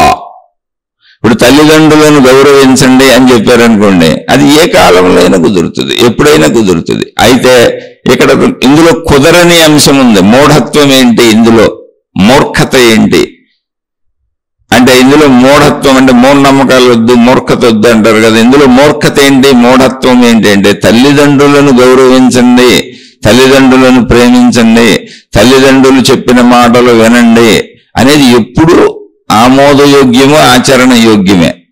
కానీ ఇప్పుడు ఆ తల్లిదండ్రులు దొంగలైతే, తాగుబోతులైతే, తిరుగుబోతులైతే, చెడ్డవాళ్ళు అయితే, ఆ చెడునే పిల్లలకు నేర్పుతుంటే, అలాంటి తల్లిదండ్రులు ఉండకూడదు, భూమి మీద లేరా? లేకపోతే ఇన్ని రకాల దారుణ మారణకాండలు జరుగుతాయా, ఇన్ని రకాల మోసాలు జరుగుతాయా, అన్యాయాలు జరుగుతాయా, కుట్రలు జరుగుతాయా, కుతంత్రాలు జరుగుతాయా? అసలు ఇంత చెడు ఉంటుందా భూమి మీద అంటే అటువంటి తల్లిదండ్రులు కూడా ఉంటారు. కాబట్టి ఇప్పుడు దాన్ని సవరించుకోవాలి. నువ్వు నీ బుద్ధుణ్ణి ఉపయోగించాలి, నీలో ఉన్న బుద్ధుణ్ణి ఉపయోగించాలి. ఉపయోగించి ఇప్పుడు నాకు తల్లిదండ్రులు చెబుతున్నటువంటి విషయము మంచిదైతే నేను ఆచరిస్తాను, చెడ్డదైతే నేను ఆచరించను. వాళ్ళు ఎంతటి వాళ్ళైనా తల్లిదండ్రులు కాదు, గురువులు. గురుర్బ్రహ్మ గురుర్విష్ణు గురుర్దేవో మహేశ్వర గురు సాక్షాత్ పరబ్రహ్మ తస్మై శ్రీ గురవే నమః. గురువే మొత్తము దైవస్వరూపుడు అని చెప్పారు. గురువు ఏం చెబితే చేయాలని చెప్పారు. నిజమే, జ్ఞానం బోధించే గురువు నీ మేలు కోసం చెబుతున్నప్పుడు, నీకు మేలు జరగాలని అనుకుంటున్నప్పుడు, ఎందుకని ఇక్కడ దేవుడైన గురువు అయితే నిజమే, గురుర్బ్రహ్మ గురుర్విష్ణు గురుర్దేవో మహేశ్వర, గురు సాక్షాత్ పరబ్రహ్మ. ఆ పరబ్రహ్మము అంటే ఏ మతంలో ఎక్కడైనా సరే, ఇక్కడ మేము బ్రహ్మ విష్ణు మహేశ్వరులని చెబుతున్నాం కాదు, ఎక్కడైనా సరే పరబ్రహ్మముగా అంటే దైవముగా కీర్తించబడుతున్న ఎవరైనా గురుస్వరూపులే. ఓకే, అంటే గురువు దేవుడు కాదు, దేవుడు లాంటి గురువు కావాలి. గురువులందరూ దేవుళ్ళు కాదు, మీరు జాగ్రత్తగా అర్థం చేసుకోవాలి. ఇక్కడ గురువులందరూ దేవుళ్ళు కాదు, దేవుళ్ళలా ప్రవర్తించే వాళ్ళు గురువులు. ఆ ప్రవర్తన చూసుకోవాలి ఇక్కడ, అది పోలిక అక్కడ. అంతేతప్ప కనపడిన వాళ్ళు బోర్డు పెట్టుకుని గురువు అన్న వాళ్ళల్లా మాతాజీనో ఎవరో గురువుని అని వాళ్ళే పేర్లు పెట్టుకున్న వాళ్ళల్లా గురు బ్రహ్మ గురు విష్ణు శ్లోకం చదివేసి వాళ్ళ కాళ్ళ మీద పడిపోమల్లా. ఆ లక్షణాలు వీళ్ళల్లో ఉన్నాయా లేవో చూడమన్నారా? దైవీ లక్షణాలు, ఆ పరబ్రహ్మము యొక్క లక్షణాలు వీళ్ళల్లో ఉన్నాయా? ఇక్కడ మూర్ఖత ఏంటి, మూఢత ఏంటంటే అది కనబడిన వాళ్ళల్లా దైవస్వరూపంగా గురువు అని పిలువబడుతున్న వాళ్ళల్లా నేను దేవుడు అనుకుంటాను, దేవత అనుకుంటాను అని వెళ్ళిపోతే మూర్ఖత, మూఢత. అప్పుడు భ్రష్టు పెట్టిపోతావు, నీతో తప్పులు జరుగుతాయి, వాళ్ళు నీతో తప్పులు చేయిస్తారు, వాళ్ళు తప్పులు చేస్తూ ఉన్న వాళ్ళు అయి ఉండవచ్చు. అందులో మూర్ఖత మూఢత ఏంటి పట్టుకోవాలి, ప్రతి దాంట్లో మూర్ఖత మూఢతను పట్టుకోవాలి.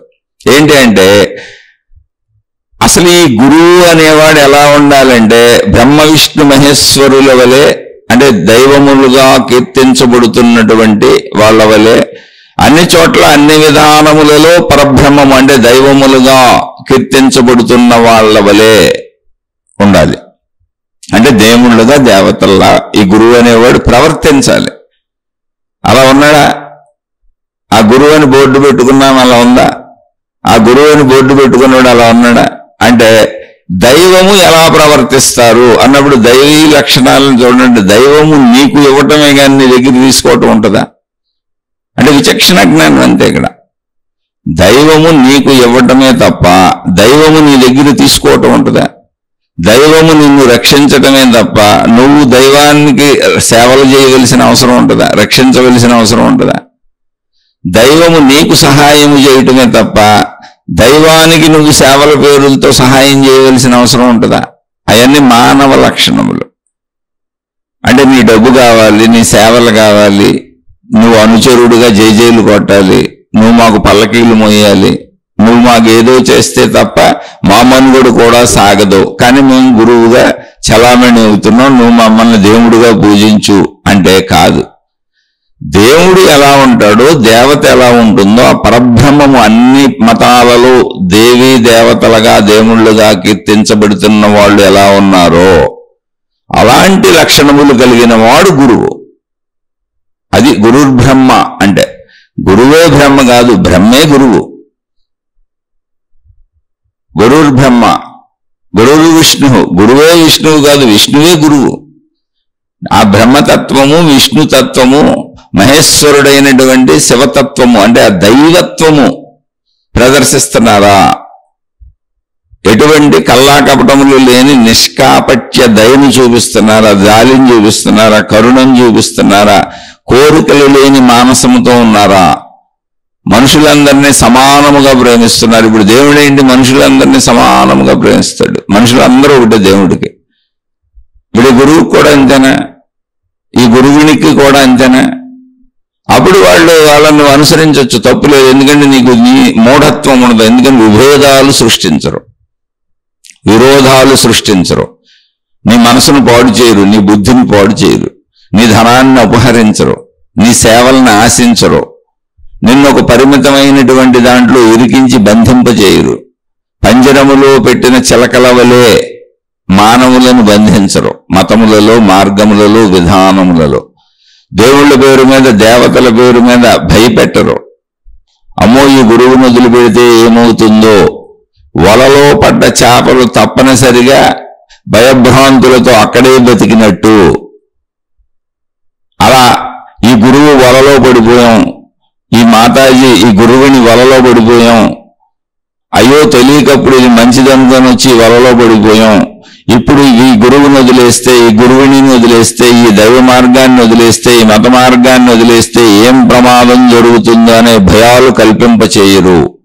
ఎందుకనంటే గురుర్బ్రహ్మ గురుర్విష్ణు గురుర్దేవో మహేశ్వర, అంటే అనేక విభిన్న రూపములుగా బ్రహ్మ విష్ణు మహేశ్వరులనే ఎందుకు ఆపేశారంటే కాదు, విభిన్నముగా ఉన్నటువంటి దైవై దేవతా స్వరూపములుగా అనేకముగా అనేక మతాలలో అనేక రకాలుగా కనపడుతున్నటువంటి దైవస్వరూపములు ఏమున్నాయో అవన్నీ కూడా ఒకే పరబ్రహ్మము యొక్క తత్వములు.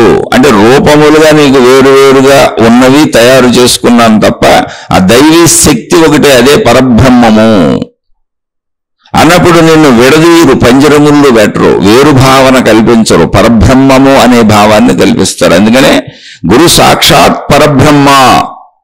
విభేదము అనేకత్వము దైవత్వములలో దేవుళ్ళు దేవతలలో కూడా నీకు చూపించవు, ఏకత్వ భావాన్నే చూపించేటువంటి పరబ్రహ్మ స్వరూపమై ఉండాలి దేవుడు దేవతని నీకు చూపించేటప్పుడు కూడా. నీలో విభేద భావన కల్పించకూడదు. మన మతం ఇది, మన దేవుడు ఈయన, మన దేవత ఏమి, మనం ఇంకో దానికి వెళ్ళకూడదు, మన మార్గాలే కరెక్ట్, పక్క మార్గాలు కరెక్ట్ కాదు అనేది పరబ్రహ్మ తత్వము కాదు. పరబ్రహ్మము అన్నప్పుడు ఏముందంటే మొత్తం కలిపినటువంటి దైవశక్తి, విశ్వశక్తి. అందులో విడివిడిగా దేవుళ్ళు లేరు. మళ్ళీ అటువంటి జ్ఞానాన్ని నీకు బోధిస్తున్నాడా అయితే గురువే. పరబ్రహ్మ తత్వమును బోధిస్తుంటే గురువే. అలా అయితే నువ్వు వాళ్ళని నమ్మొచ్చు, నడవచ్చు. అందుకని అందులో మూఢతను ఎక్కడైనా సరే ప్రతి దాంట్లోనూ మూఢతను గుర్తించాలి, మూర్ఖతను గుర్తించాలి. అలా గుర్తించగలిగిన వాడు బుద్ధుడు. మూర్ఖతని మూఢతని ఎవరు తొలగించగలరు అంటే బుద్ధుడు తొలగించగలడు. అందుకని మనసు ఎప్పుడు బుద్ధి మాటేనాలి. మనం బుద్ధుడుగా జీవించాలి, బుద్ధుడుగా సాధించాలి, బుద్ధుడుగా ప్రయత్నించాలి, బుద్ధుడుగానే అనుభవించాలి, బుద్ధుడుగానే నిరంతరం మన జీవన ప్రయాణం సాగాలి. బుద్ధుడుగా జీవించినప్పుడు ఎవరా బుద్ధుడంటే విచక్షణా జ్ఞానము కలిగిన బుద్ధి మనలో. అప్పుడు మనం బుద్ధుడే. అప్పుడు ఇంక పొరపాట్లు తప్పులు ఉండవు, మూర్ఖత మూఢత అసలు ఉండదు. ఏకత్వం వైపు ప్రయాణిస్తూ ఉంటాం. అనేకత్వము దర్శనీయమవుతున్నా అంటే ఏంటి? గురుర్ బ్రహ్మ గురుర్ విష్ణు గురుర్దేవో మహేశ్వర. అనేకత్వం అది. అనేక మంది దేవుళ్ళు దేవతలు ఉన్నారు, వాళ్ళంతా గురుస్వరూపులే. గురు సాక్షాత్ పరబ్రహ్మ. వీళ్ళు అనేకత్వంగా కనపడుతున్న అనేకత్వమును చెబుతున్న బోధిస్తున్న గురువు ఎవరున్నారో సాక్షాత్ పరబ్రహ్మ తత్వమును చెబుతాడు ఆయన. అలా చెప్పాలి. ఆ పరబ్రహ్మ తత్వము ఆ గురువులో ఇంకిపోయి ఉండాలి. అనేకత్వములోంచి ఏకత్వము పరబ్రహ్మతత్వం వైపు తీసుకెళ్ళాలి. తస్మై శ్రీ గురువే నమః. అటువంటి గురువుకు నేను నమస్కరిస్తాను. అంతే తప్ప నాకు విభేదత్వము నేర్పే గురువుకు నేను నమస్కరించను.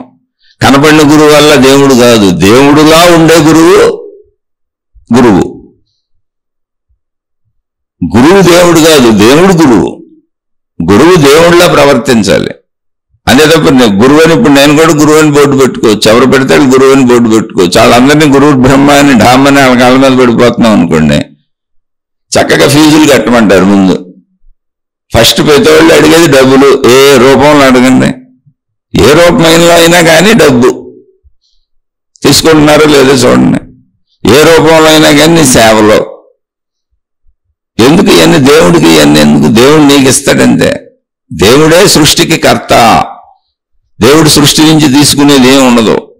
అటువంటి స్థితికి ఎదిగిన వాడు గురువు, గురువుని. అక్కడ నీ మూఢత్వం పోయి బుద్ధుడు ఉంటే నువ్వు కరెక్ట్గా పరబ్రహ్మమును బోధిస్తున్న గురువును అనుసరిస్తావు. అంటే ఏకత్వమును, అనేకత్వములో భిన్నత్వాన్ని, విరోధత్వాన్ని, విభేదత్వాన్ని కల్పించకుండా అనేకత్వములో ఏకత్వాన్ని బోధిస్తూ నడిపేటువంటి గురువును అనుసరిస్తావు. అది మూఢత్వం పోగొట్టుకోవాలి. ఇది కూడా సాధనలో భాగమే. ఎందుకు చెప్పుకుంటున్నాం అనుకోబాకండి, అన్ని జీవితంలో సాధనలో భాగమే. సాధన అంటే ఇదే, తెలుసుకోవటమే. జ్ఞానమే సాధన. సాధన నా శరీరమే. నేను చెబుతున్నాను, మీరు వింటున్నారు. వింటున్న చెవులన్నీ సాధనే చేస్తున్నాయి, చెబుతున్న నోరు సాధనే చేస్తుంది. ఇది సాధనే. ఇదంతా సాధన అంటే ఏదో ప్రత్యేకం అనుకోబాకండి. ప్రయత్నము, కదలిక అంతా సాధనే. అర్థమయ్యేదంతా, అర్థమవుతున్నది గ్రహిస్తున్నాము, అర్థమైంది, అవగాహన అయిందంతా సాధ్యమే. సిద్ధి జరిగిపోయింది, సిద్ధించింది. ఇంకా మళ్ళీ ఈ జ్ఞాన విషయాలలో ఎటువంటి కన్ఫ్యూజన్ ఉండదు. ఈ జ్ఞానాన్ని వినియోగించుకొని నేను జీవించగలను. అందుకని సిద్ధించినప్పుడు దుఃఖం పోద్ది. సరైన జ్ఞానం సిద్ధించినప్పుడు అంటే అనేకత్వము అభేదతత్వము పోయి సమానత్వము అనేటువంటి అన్నింటిలో ఉన్న ఏకత్వము సమత సమానత్వము అర్థమైంది అనుకోండి. అందరూ అలాంటి మనుషులే అని ఒక చిన్న వాక్యం అర్థమైంది అనుకోండి. ఏం పోయింది ఇప్పుడు? విరోధము పోయింది, విభేదము పోయింది, భిన్నత్వం పోయింది, శత్రుభావన పోయింది. ఇన్ని పోతాయి. సిద్ధి అంటే అది. ఒకటి సిద్ధిస్తే అనేకము నశిస్తాయి. అందుకని గురువు అనేవాడు అలా నడపాలి. నీకు శత్రుభావాన్ని పెంచకూడదు. ఆ మతం నాకు విరోధమైంది అనిపించేలా నువ్వు జీవించకూడదు. అది కరెక్ట్ కాదు. అంటే నీకు సిద్ధించలేదు, శత్రుత్వం పెరుగుతుంది. నీకు సిద్ధించింది ఇప్పుడు చెడు సిద్ధించింది.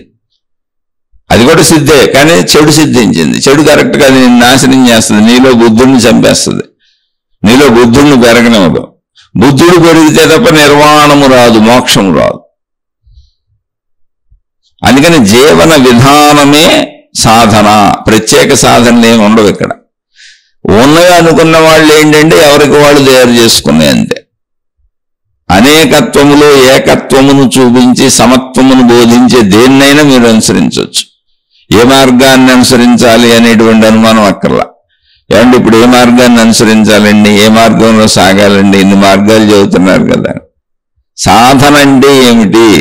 సాధన అంటే అసలు నేనే, నా జీవితమే, అంతే. సాధనలో ఎన్నో రకాలు ఉన్నాయి కదా. దేన్ని అనుసరించాలి? దేన్నైనా అనుసరించు. అనేకత్వములు ఏకత్వమును, భిన్నత్వములు ఏకత్వమును, సమస్తములు సమత్వమును ఏది బోధిస్తుందో దాన్ని పట్టుకెళ్ళు. అది కరెక్ట్. భిన్నత్వాన్ని బోధించేది మన్నే రైటు పక్క తప్పు అనేది విద్వేషాలను తెలియకుండానే రెచ్చగొడుతుంది, భేదభావాన్ని కలిగిస్తుంది. కనుక మనలో మనకు తెలియకుండానే శత్రుభావన పెరుగుతుంది. అది వేరు నేను వేరు అనేటువంటి వేరు భావన పెరుగుతుంది. మైత్రీ భావన ఉండదు, స్నేహపూర్వక భావన ఉండదు, విరోధ భావన తెలియకుండా కలుగుతూ ఉంటుంది. అది మూఢత, మూర్ఖత. అటువంటి చెడుని చెప్పేదాని వైపు వెళ్ళకో. అందుకని ప్రతిదానిని పరిశీలించే బుద్ధుడు ఉండాలి అక్కడ. నువ్వు బుద్ధుడుగానే జీవించాలి. బుద్ధుడు ఎప్పుడు మూర్ఖతని మూఢతని వదిలేస్తాడు. అన్నింటిలోంచి మూర్ఖతని మూఢతని వదిలేసేవాడు బుద్ధుడు. అందుకని సాధనాపరమైనటువంటి విషయాలన్నీ బుద్ధుడు చేయాలి, బుద్ధుడు ద్వారా జరగాలి. సిద్ధింపజేసుకునేవన్నీ బుద్ధుడు యొక్క పర్మిషన్తో జరగాలి. అంటే బుద్ధిని ఉపయోగించి జరగాలి. బుద్ధుడు ఒప్పుకున్నవే మనం సాధన చేయాలి, సిద్ధింపజేసుకోవాలి. అప్పుడు కరెక్ట్ దారిలో వెళ్తాం. అందుకని ఏ మార్గంలో వెళ్ళాలనేది కరెక్ట్ కాదు. ఏ మార్గంలో వెళితే నీకు మనశ్శాంతిగా ఉంది, ఏ మార్గంలో వెళితే నీలో విరోధం పుట్టట్లేదు, ఏ మార్గంలో వెళితే మొత్తము ఒకటే అనిపిస్తుంది, ఏ మార్గంలో వెళ్తే శత్రుభావన కలగటం లేదు, మిత్రభావన కలుగుతుంది, ఏ మార్గంలో వెళ్తే నీలో స్నేహము, మైత్రి, దయ, జాలి, కరుణ, ప్రేమ, సమత, సమానత్వము, ఏకత్వము అనే భావాలు పెరుగుతున్నాయి. ఆ భావంలో వెళ్ళు. వీటికి విరోధంగా ఒకవేళ శత్రుభావం పెంచుకున్నావు అనుకో, అది నీలో అలజడిని కలిగిస్తుంది. నీ వలన ఇతరులకు నష్టం ఏంటో వేరే విషయం. అది నీ వలన నీకు నష్టం జరగకూడదు. అదే మూర్ఖత, మూఢత లేని విధానంలో అంటాం. శత్రుభావన ఉందనుకో, శత్రు ప్రదేశాలు గుర్తొచ్చినా, శత్రు తాలూకు వాళ్ళు మనుషులు గుర్తొచ్చినా, శత్రు తాలూకు విషయాలు గుర్తొచ్చినా నీలో అలజడి మొదలవుతుంది. అది మనది కాదు అన్నప్పుడు, అది మనకు సంబంధించింది కాదు అన్నప్పుడు, అది మనకి విరోధమైనది, విభేదమైనది అన్నప్పుడు నీలో భయ సంకేతాలు ఉంటాయి, బాధా సంకేతాలు ఉంటాయి. అవన్నీ నీకెందుకు? ప్రశాంతముగా వెళ్ళేది కావాలి మనకి.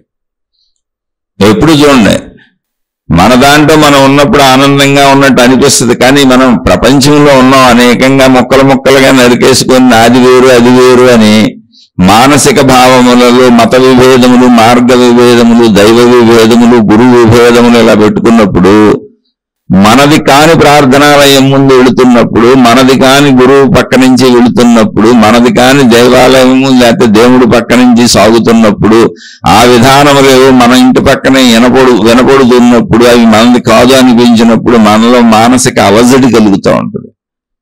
విభేదత్వం కలుగుతూ ఉంటుంది.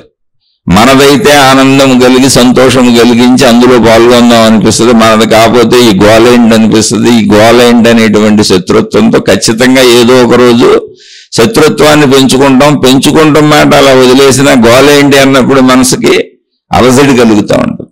ఈ గోలేంటి అని కాదు, అందరూ నాలాంటి వాళ్లే, అన్నీ నాలాంటి మార్గములే, విభిన్నతలో ఎవరికి నచ్చిన దాంట్లో వాళ్ళు సాగుతున్నారు, ఏర్పాటు చేసుకున్న విధానాలు అవి. అందులో సమతని, సమానత్వాన్ని, మైత్రీతత్వాన్ని, స్నేహతత్వాన్ని పెంచుకున్నప్పుడు ఏది వినపడుతున్నా నీకు నీదే గుర్తొస్తుంది. నువ్వు ఇంకో మార్గంలో ఉండొచ్చు, ఇక్కడ విభిన్నతలు అనేక మంది దేవుళ్ళు ఉండొచ్చు, దేవతలు ఉండొచ్చు, మతాలు ఉండొచ్చు, కానీ అన్నింటిలోనూ నీకు మైత్రిని, స్నేహాన్ని, సామరస్యతని, ఏకత్వాన్ని దర్శింపజేసినటువంటి నిజమైన మార్గములో నువ్వు సాగినప్పుడు, నిజమైన వాళ్ళను అనుసరించినప్పుడు, ఎక్కడ ఎవరు ఏది చేస్తున్నా నీకది నీ ప్రక్రియలాగానే అనిపిస్తుంది. నీది నీకు గుర్తు రావచ్చు, లేదా వాళ్ళ దాని మీద నీకు గౌరవం కలగచ్చు, అంతే తప్ప నీ లోపల అవసడి కలగదు. ఈ మోత ఏంటి, ఈ గోల ఏంటి అనిపించదు, లేదా ఇప్పుడు వీళ్ళు ఏం చేస్తారు అని భయం అనిపించదు, బాధ అనిపించదు, విసుగు అనిపించదు, చికాకు అనిపించదు. కాబట్టి నీ జీవితంలో నువ్వు సంతోషంగా ఉండాలి అంటే నీకు ఉపయోగపడేది భేదత్వము కాదు, విభేదత్వము కాదు, పరిమితత్వము కాదు, సమానత్వము, ఏకత్వము. దాన్ని నేర్పుతున్నారా? నేర్పితే కరెక్ట్గా నేర్చుకో, చక్కగా వెళ్ళిపో. ఇదంతా కూడా సాధనలో భాగమే. అంటే ఏ సాధన చేయాలి అన్నప్పుడు ప్రత్యేకంగా ఏ సాధన కాదు, సాధనలన్నీ ఇలా ఉంటే కరెక్టే. ఎందుకు మళ్ళీ మీ అంతరంగానికి చెబుతున్నా, ఎవరికో కాదు. ఇప్పుడు నేను ఒక దేవుణ్ణి ఆరాధిస్తాను, నా పక్కన ఎవరో ఇంకొక దేవుణ్ణి ఆరాధిస్తున్నారు, లేదా నా భార్య ఇంకొక దేవుణ్ణి, దేవతను ఆరాధించవచ్చు. నేను ఒక మతం ఉంటే నా భార్య, నా పిల్లలు ఇంకో మతానికి అట్రాక్ట్ అవ్వచ్చు. అప్పుడు నాది అని, వాళ్ళది వేరని, వాళ్ళు ఎక్కడికో పోతున్నారని, అదంతా తప్పని, లేదా వాళ్ళు నాది తప్పని, ఈ ఘర్షణాయుతమైన వాతావరణంలో నా జీవితము, నా ఇల్లు అల్లకల్లోలం అయిపోతాయి. నా కుటుంబ జీవితం సర్వనాశనం అయిపోద్ది. ఇలా సర్వనాశనం అయిపోయిన కుటుంబాలు ఎన్నో ఉన్నాయి, ఇప్పుడున్నాయి ప్రపంచంలో. అది కాదు, అలా కాదు. మీరు తెలివిగా ఉండాలి. మీరు గ్రహిస్తున్న ప్రతి దాంట్లోనూ బుద్ధుడిని ఉపయోగించాలి. బుద్ధుడు మనలోనే ఉన్నాడు, బుద్ధి రూపంలో విచక్షణా జ్ఞానము.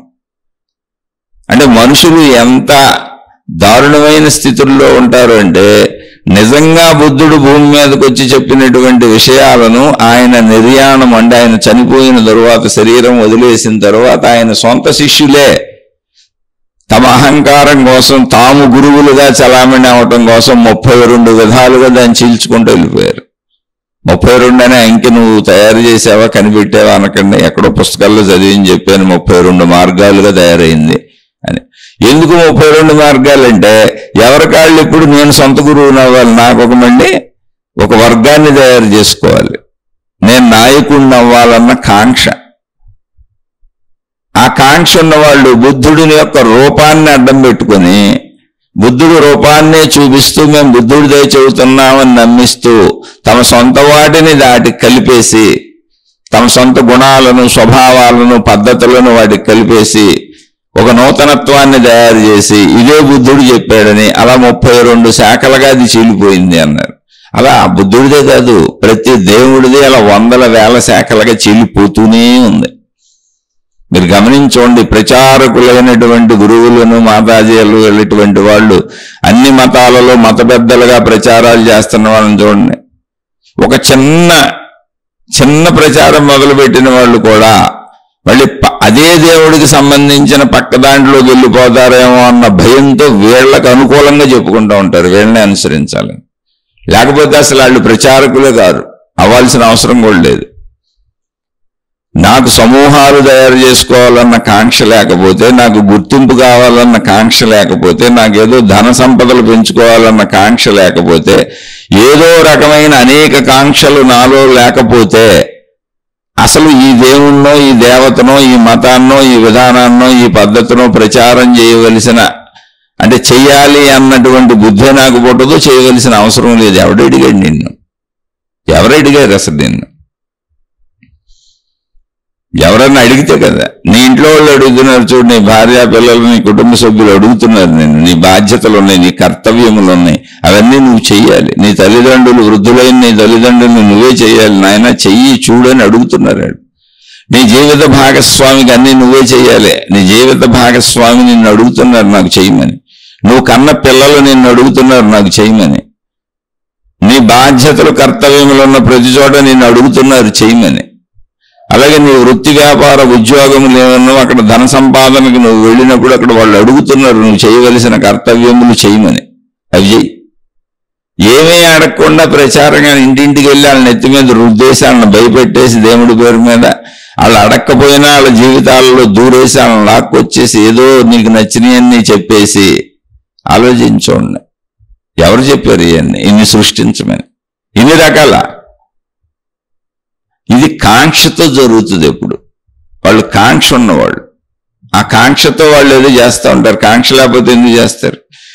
లేదు చేస్తున్నారు, ఓకే, పోనీ దైవీ తత్వాన్ని ప్రజలకు తెలియజెప్పకపోతే వాళ్ళు ధర్మ మార్గంలో నడవలేరు సామాన్య జనులు. అందుకని దేవుడి పేరుతో మంచిని చెబుతున్నాం, దైవీ తత్వాన్ని చెబుతున్నాం, మోక్ష మార్గాన్ని చెబుతున్నాం అంటే ఓకే, చెప్పండి చెప్పండి. ఎలా? ఎవరప్పుడు కరెక్ట్గా చెప్పేవాళ్ళు వీళ్ళల్లో అంటే సమానత్వాన్ని, స్నేహతత్వాన్ని, మిత్రత్వాన్ని, ఏకత్వాన్ని, అనేకత్వంలో ఏకత్వాన్ని చూపించాలి, అనేకత్వంలో సమానత్వాన్ని మీలో పెంచాలి, స్నేహభావాన్ని పెంచాలి, మైత్రీభావాన్ని పెంచాలి, అన్నిటినీ అర్థం చేసుకునే గుణాన్ని పెంచాలి. అక్కడ పరిమిత మూర్ఖత, మూఢత అనేటువంటి విరోధ విభేద భావాలు వచ్చేదాన్ని తొలగించాలి. దానివల్ల ఏమవుతుందంటే మన మానసిక అలజడి తగ్గుతుంది.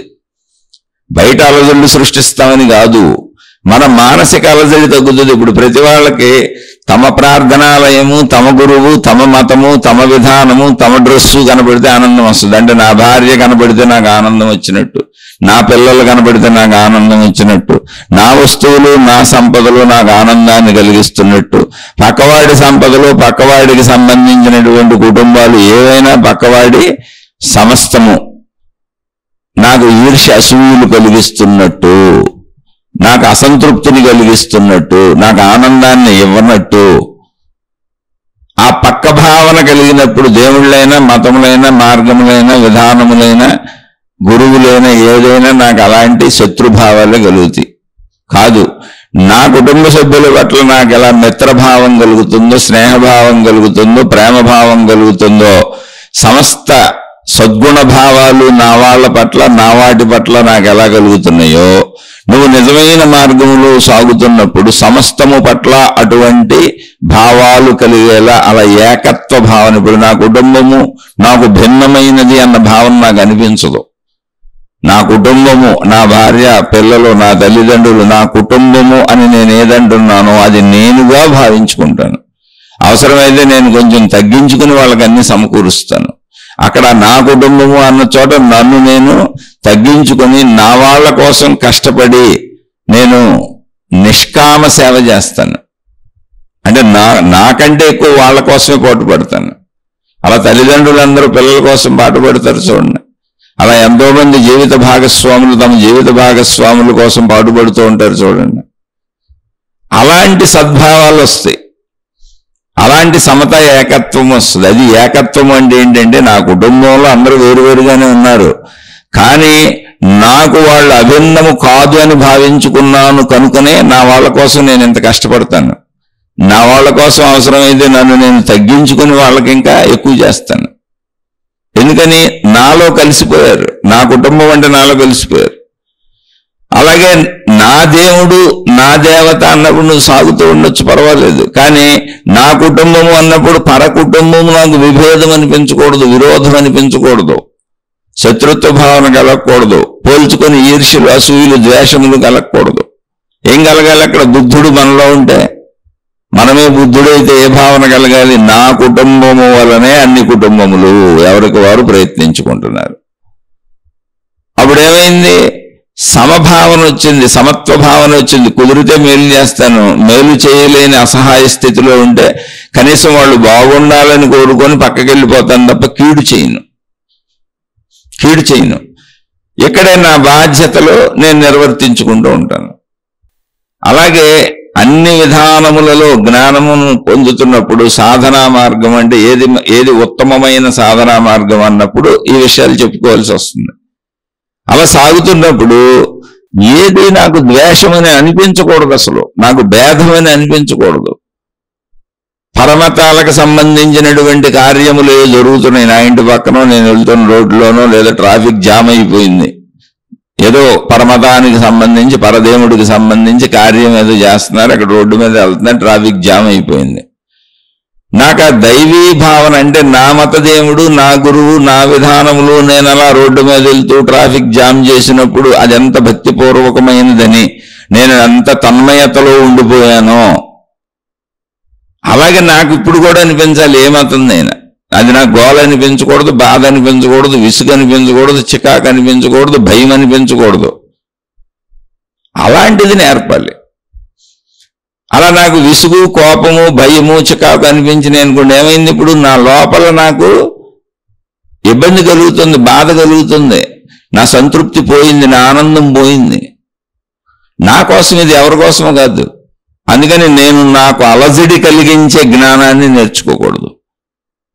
నాకు అలజడి కలిగించే జ్ఞానం నాకు తెలియకుండానే పరిమిత భావనలు ఇరికింపజేసిన వాళ్ళు, ఈ దేవుడు తప్ప ఇంకో దాంట్లోకి వెళ్ళకూడదు, ఈ మతం తప్ప ఇంకో దాంట్లోకి వెళ్ళకూడదు, ఈ గురువు తప్ప ఇంకో దాంట్లోకి వెళ్ళకూడదు, ఈ రంగు బట్టలు ఇవి తప్ప ఇంకో రంగు బట్టలు కట్టుకోకూడదు, ఈ విధానమైనటువంటి వేషధారణ తప్ప ఇంకోటి ఉండకూడదు అన్నప్పుడు, నా దాంట్లో నేనున్నప్పుడు నాకు సంబంధించిన వాళ్ళతో నేను కలిసి ఉన్నప్పుడు ఆనందంగానే ఉంటది. కానీ తర్వాత అంతా నాకు అది భయమో, బాధో, దుఃఖమో, అశాంతో కలిగిస్తానే ఉంటది. అది నాకు దుఃఖాన్ని ఇస్తూనే ఉంటది. భౌతికతలో లాగా ఆధ్యాత్మికతలో నాది అనేది ఉండదు. ముందు ఆ విషయం తెలుసుకోవాలి. భౌతికతలో ఒక పరిమిత భావం కనుక ఈ శరీరము నాది, ఈ ఇల్లు నాది, ఈ జీవిత భాగస్వామి నా వాళ్ళు, ఈ పిల్లలు నా వాళ్ళు, ఈ తల్లిదండ్రులు నా వాళ్ళు, ఈ వాహనము నాది, ఈ వస్తువు నాది, ఈ ధనము నాది, ఇలా ఆ పరిమితత్వంలో అది వ్యావహారిక ప్రపంచంలో అదంతా సత్యం. నాది అనేది భౌతికతలోనే ఉంటుంది. దైవీపరమైన మతపరమైన విషయాలలో నాది అనేది ఉండదు. మతం కోటాను కోట్ల మందికి చెందింది, అందులో నువ్వు ఉన్నావు అంతే. నాది అని నీ వరకు పరిమిత హక్కులే ఉండవు అక్కడ. నా భార్య, నా తండ్రి, నా పిల్లలు అన్నట్టుగా అక్కడ కుదరదు. అది జస్ట్ ఊరుకున్న ఒక భావన అంతే. కానీ అదొక సామూహికం. నువ్వు ఆచరించుకుంటే ఆచరించుకో మత విధానాలు పద్ధతిలో, కానీ నీది కాదు అది. నీలాంటి వాళ్ళు కోటాను కోట్ల మంది అక్కడ ఉంటారు, ఇంకా పుడతారు. అక్కడ పుట్టే వాళ్ళందరూ దానికి సంబంధించిన వాళ్ళే అవుతారు. ఎందుకంటే అది మనుషులు ఏర్పరచుకున్న వ్యవస్థ. ఆ వ్యవస్థలో ఆ మతంలో పుట్టిన వాళ్ళు ఆ మతం మళ్ళీ కాదని మతం మార్చుకెళ్ళిపోయారు అనుకో ఇంకో మతం. ఇక్కడ నాది అనేది ఉండదు. అది కరెక్ట్గా మన బ్రెయిన్కి అర్థం చేసుకోవాలి. నా భార్య అనుకున్నట్టుగా, నా భర్త అనుకున్నట్టుగా, నా పిల్లలు అనుకున్నట్టుగా, నా ఆస్తిపాస్తులు అనుకున్నట్టుగా, నాకు సంబంధించినటువంటి వస్తువులు, విషయాలు నావి అని వ్యావహారిక ప్రపంచంలో అనుకున్నట్టుగా, ఒక మతంలో, ఒక దేవుళ్ళో, ఒక గురువులో, ఒక ఆధ్యాత్మికతలో నాది అనుకోవడం కుదరదు, అనుకోకూడదు. నాది అని నాకు పరిమితంగా ఉండి నేనేదో పోరాడి దానికోసం కష్టపడవలసింది ఏమి ఉండదు అక్కడ. ఒకవేళ నువ్వు నాది నా మతం అనుకున్నావు అనుకో, అందులో ఏముంది, దానికి సంబంధించిన ఏ పాటించుకుంటావు. కానీ నీది అన్నప్పుడు నీ శరీరం, నీది అన్నప్పుడు నీ ఇల్లు, నీది అన్నప్పుడు నీకు సంబంధించి భౌతికంలో నువ్వు ఏర్పాటు చేసుకున్నది, నీది అన్నప్పుడు నీ శరీరంలో నీ మనసు, నీది అన్నప్పుడు నీ శరీరంలో నీ బుద్ధి, నీది అన్నప్పుడు నీ శరీరంలో నీ ప్రాణశక్తి. ఇవి నీకు వ్యక్తిగతం. అందుకే ఆధ్యాత్మికత కూడా వ్యక్తిగతం. ఆధ్యాత్మికత సామూహికం కాదు. నా శరీరం నా వ్యక్తిగతం, నా మనసు నా వ్యక్తిగతం, నా బుద్ధి నా వ్యక్తిగతం, నా ప్రాణశక్తి నా వ్యక్తిగతం. ఇదే ఆధ్యాత్మికత. దేవుడు నా వ్యక్తిగతం కాదు, దేవుడు సామూహికం. ఆ దేవుడికి కోటాను కోట్ల మంది భక్తులు ఉంటారు. గురువు నా వ్యక్తిగతం కాదు, ఆ గురువుకి లక్షల కోట్ల మంది, వేల మంది, వాళ్ళ స్థాయిని బట్టి 100 మందో, 1000 మందో, లక్షల మందో, కోట్ల మందో శిష్యులు ఉంటారు. అలా వాళ్ళు నీకు ఒక్కళ్ళకి సొంతం కాదు. నాది నాదని నువ్వు అనుకోవటానికి, పూసుకోవటానికి, రాసుకోవటానికి ఏం లేదు అక్కడ. నాది అని ఒకవేళ నువ్వు అందులోకి చేరితే నువ్వు ఊరికినే అందులో చేరేవా సమూహంలో, అది నీది కాదు. దాని మీద నీకే హక్కు లేదు అసలు. నువ్వు దాన్ని ఆచరించుకుంటూ పాటించుకుంటూ ఉంటావు నీకు నచ్చిందంటే. అంటే ఒక సినిమా హాల్కి వెళ్ళి టికెట్ కొనుక్కొని ఆ టికెట్ కొనుక్కున్నంతసేపు వాళ్ళు ఇచ్చిన సీట్లో కూర్చొని సీట్ నాది అనుకుంటాం ఆ సినిమా చూస్తా. అలాగే ఆ మతంలో నువ్వు ఊరుకుని మతం నాది అనుకున్నావు, అక్కడ నీకు కనీసం సీటు కూడా లేదు. సినిమా హాల్లో కూర్చున్న సీట్లాగా సీటు కూడా లేదు. ఎక్కడైనా ఆ గురువు నాకు సంబంధించి నా గురువు అంటావు, నీకు ఆ గురువు దగ్గర ఒక సీటు కూడా ఉండదు. నీలాంటి వాళ్ళు లక్షల మంది ఉంటారు అక్కడ. ఇప్పుడు ఒక బస్సు ఎక్కుతాం, ఒక రైలు ఎక్కుతాం, ఒక విమానం ఎక్కుతాం, కాసేపు ఆ టికెట్ కొనుక్కున్న కాసేపు ఆ సీటు మంది. ఆ కాసేపు అన్నా ఇక్కడ ఆ కాసేపు కూడా ఏముండదు, నువ్వే దాన్ని నీకు పులుముకుంటావు. అయితే పులుముకో, తప్పేం లేదు, మంచిదే. ఎందుకని అందులోంచి మంచిని గ్రహించడానికి పులుముకుంటే ఎప్పుడు మంచిదే. మంచిని గ్రహించి నీ దాన్ని సరి చేసుకో. నీదేంటి? ఆ మంచిని తెచ్చుకొని నీ శరీరాన్ని సరి చేసుకో, నీ మనసుని సరి చేసుకో, నీ బుద్ధిని సరి చేసుకో, నీ గుణాలు సరి చేసుకో, నీ ప్రవృత్తిని సరి చేసుకో. నీ అంతరాత్మలో నిన్ను మొత్తంగా సరి చేసుకొని నీ ప్రాణశక్తిని తెలుసుకో. నువ్వు శక్తి స్వరూపం అని తెలుసుకో. అది నీది. ఇక్కడ నాది అనేది ఏదైనా ఉంది అంటే ఏంటి? నాది అంటే నా శరీరం, నా మనసు, నా బుద్ధి, నా అహంకారం, నా ఆలోచనలు, నా భావాలు, నా భావోద్వేగాలు, నా సుఖాలు, నా దుఃఖాలు, నా వాళ్ళు, నా కుటుంబం, నా ఆస్తిపాస్తులు, నాకు సంబంధించి నాలో ప్రాణశక్తి. ఇదంతా నాది, నా వ్యక్తిగతం. ఇది ప్రతిదీ నా మీద రిఫ్లెక్ట్ అవుద్ది, రియాక్ట్ అవుద్ది. అలా నా మతం నా మీద రిఫ్లెక్ట్ అవ్వదు, నా మీద నా దేవుడే నా మీద రిఫ్లెక్ట్ అవ్వడు, నా గురువు నా మీద రిఫ్లెక్ట్ అవ్వడు. ఎందుకంటే వేల లక్షల కోట్ల మంది ఆ గురువుకి దేవుడికి సంబంధించిన వాళ్ళు ఉంటారు, ఆ మతానికి సంబంధించిన వాళ్ళు ఉంటారు. అందరూ ఎవరి కాళ్ళు మామూలుగా గడిపేసుకుంటుంటారు. ఎవరి జీవితం వాళ్ళది, ఎవరి విధానం వాళ్ళది. వాటి నుంచి మంచిని నేర్చుకో. ఇప్పుడు నేను స్కూల్లో చదువుకుంటున్నాను, పలానా స్కూల్ నాది అంటే స్కూల్ నాందా? ఊరికినే మాట వరుసకు అంటాం. ఆ స్కూల్లో మనం డబ్బులు కట్టి చదువుకుంటున్నాం. నా స్కూల్ అయితే డబ్బులు కడతాం ఎందుకు? డబ్బులు కట్టకపోతే తీసి బయటకు పంపించేస్తారు. రేపటి నుంచి ఆ స్కూల్కే రానివ్వరు మనని. కానీ నా స్కూల్ అంటాం. అది ఒక సహజ వాడుక భాష తప్ప స్కూల్ నాది కదా. ఆ స్కూల్ మీద నాకు ఎటువంటి హక్కులు లేకపోగా ఆ స్కూలు నాకు విద్యను అందిస్తుంది. అందుకోసం అక్కడికి వెళ్ళాను నేను. ఆ విద్య నాది అవుతుంది, నేను నేర్చుకుంటే, అంతే తప్ప స్కూల్ నాది అవదు. అలాగే మతం నాది అవదు. మతం బోధించేటువంటి మంచి విషయాలు ఏమన్నా నేను నేర్చుకుంటే, ఆచరిస్తే అవి నావవుతాయి. అలాగే గురువు నావాడవడో, ఆ గురువు ఆ మాతాజీ నుంచో నేను గ్రహించిన మంచి విషయాలు ఏమన్నా నుండి ఆచరించుకుంటే ఆ మంచి నాది అవుద్ది, లేదా చెడు అయితే చెడు నాది అవుద్ది. అక్కడి నుంచి నేను గ్రహించిన మంచి చెడులు నావవుతాయి. అలాగే దేవుడు, అలాగే దేవత, అలాగే జ్ఞాన గ్రంథం ఏదైనా అది నాదవదో. ఒక స్కూల్లో నేను నేర్చుకున్న చదువు ఎలా నాదైందో స్కూలు నాది ఎలా కాదో, స్కూల్ నాదని చెబుతాను చదువుకుంటున్నాను సేపు. తర్వాత పలానా కాలేజీ నాదంటాను. అది వాడుక భాష తప్ప అందులో నేను నేర్చుకున్నది నాది. అలాగే మతం నుంచి, గురువు నుంచి, దేవుడి నుంచి, విధానం ఎక్కడ ఏ విధానం ఏ పద్ధతి నుంచి అయినా అదే. కనుక నాది అనేది ఏంటి అంటే ఆధ్యాత్మికమైన భౌతికమైన నేను పొందినది, అది నాది. అందుకని మీదేంటో మీరు కరెక్ట్గా చూసుకోండి. దేవుడు మీది కాదు, మతం మీది కాదు, గురువు మీది కాదు, జ్ఞాన గ్రంథం మీది కాదు. ఆ జ్ఞాన గ్రంథాన్ని కోటాను కోట్ల మంది పట్టుకు తిరుగుతూ ఉంటారు. అందరికీ దాని మీద హక్కు ఉంది. మతానికి మీద అందరికీ హక్కు ఉంది. అందరూ పలానా మతం నాదని చెప్పుకు తిరుగుతూ ఉంటారు. అందరూ పలానా గురువు నావాడని చెప్పుకు తిరుగుతూ ఉంటారు. అందరూ పలానా దేవుడు నావాళ్ళు అని చెప్పుకు తిరుగుతూ ఉంటారు. అందరూ పలానా మాతాజీ నా తాలూకా, నేను ఆ మాతాజీ తాలూకా, నా మాతాజీ అని చెప్పుకు తిరుగుతూ ఉంటారు. అక్కడ నీకు నాన్న భావన అంటే స్కూల్ నాది, కాలేజీ నాది అని చెప్పుకున్నప్పుడు నాన్న భావన ఎలాంటిదో ఇది కూడా అంతే. కానీ అక్కడ నువ్వు పొందినటువంటి విద్య నీది, జ్ఞానం నీది, నువ్వు నేర్చుకున్న మంచి చెడులు నీవి. ఎందుకంటే అవి నీలోకి వచ్చేసినాయి. అది గ్రహించాలి ఇక్కడ. అయితే ఇక్కడ మనం చెప్పుకుంటున్న సాధన విషయంలో ఇవన్నీ అవసరం. ఎందుకంటే సాధనలో మన గ్రహింపు కూడా అవసరంగా. అయితే ప్రత్యేకంగా సాధన ఏంటి ఇక్కడ అన్నప్పుడు నీ ప్రవృత్తిని బట్టి, నువ్వున్న స్థితి గతిని బట్టి ఏదైనా సరే నీకు మంచి నేర్పేది ఏదైనా మంచి సాధనే. ఏ సాధన అనుసరించాలని నువ్వు పొరపాటు చేసుకోక్కర్లా. నీకు మంచి నేర్పేది ఏదైనా మంచి నీలో చెడును పోగొట్టి మంచి నేర్పేది ఏదైనా మంచి సాధనే. అది ఏ మతమైన పర్వాలేదు, ఏ గురువు అయినా పర్వాలేదు, ఏ విధానమైన పర్వాలేదు, ఏ పద్ధతి అయినా పర్వాలేదు. నీలో మంచి పెరగాలంటే నీదవ్వాలి. అది నీది కాని దాని మీద నీకేం ఉపయోగం? అది ఎంత గొప్పదో, అది ఎంత చెడ్డదో, అది ఎంత మంచిదో, ఏదైనా నీకేం ఉపయోగం నీది కానప్పుడు? నీదవ్వాలి. నీదవ్వాలంటే నీలోకి రావాలి, నీ శరీరంలోకి రావాలి, నీ మనసులోకి రావాలి, నీ బుద్ధిలోకి రావాలి, నీ జ్ఞానంలోకి రావాలి, నీ సొంతం అయిపోవాలి, నీ ప్రాణశక్తిలో స్థిరపడిపోవాలి. నువ్వు ప్రాణశక్తి అన్న ఎరుకను నీకు కలిగించాలి. అలా ఎలా అయినా నీదైపోవాలి. అది భౌతికం అయితే భౌతికంలో వస్తువులు, విషయాలు నాకు సంబంధించినవన్నీ నావైపోతాయి. భక్తిపరం, మతపరం, దైవపరం, ఆధ్యాత్మిక పరం అయితే నా లోపలికి వచ్చేయాలి. నా గుణాలుగా, నా స్వభావాలుగా, నాలో మంచిగా, నాలో జ్ఞానంగా, అవన్నీ నాలో ఉండే నేను ఆచరణాత్మకంగా వాటిని వినియోగిస్తూ ఉండాలి. అలా నా సొంతం అయిపోవాలి. అప్పుడు నాదే వద్దు అది. అందుకని ఏ సాధనైనా నువ్వు ఆచరించవచ్చు, ఏ సాధనైనా నువ్వు తీసుకోవచ్చు. ఏంటంటే అది నీదై నీలో మంచిని పెంచాలంతే.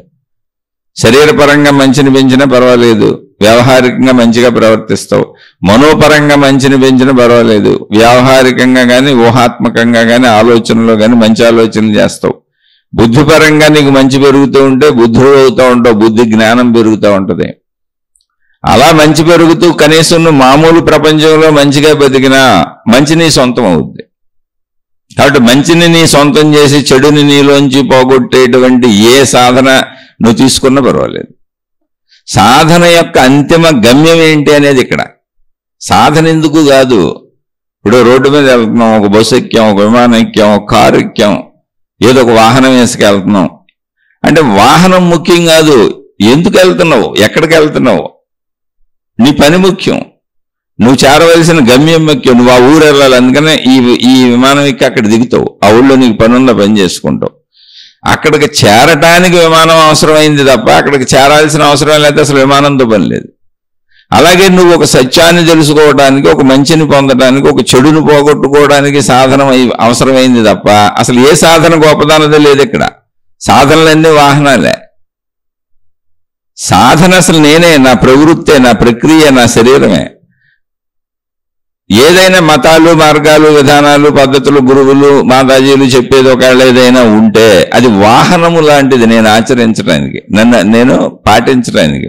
నేను ఆ ఊరు వెళ్ళడానికి ఒక వాహనం, నేను ఆ ప్రదేశానికి వెళ్ళడానికి ఒక వాహనం. అక్కడికి ఎందుకు వెళ్ళటం అంటే అక్కడ నాకు పని ఉంది, అసలు కార్యం అది. కార్యము కోసం వాహనం.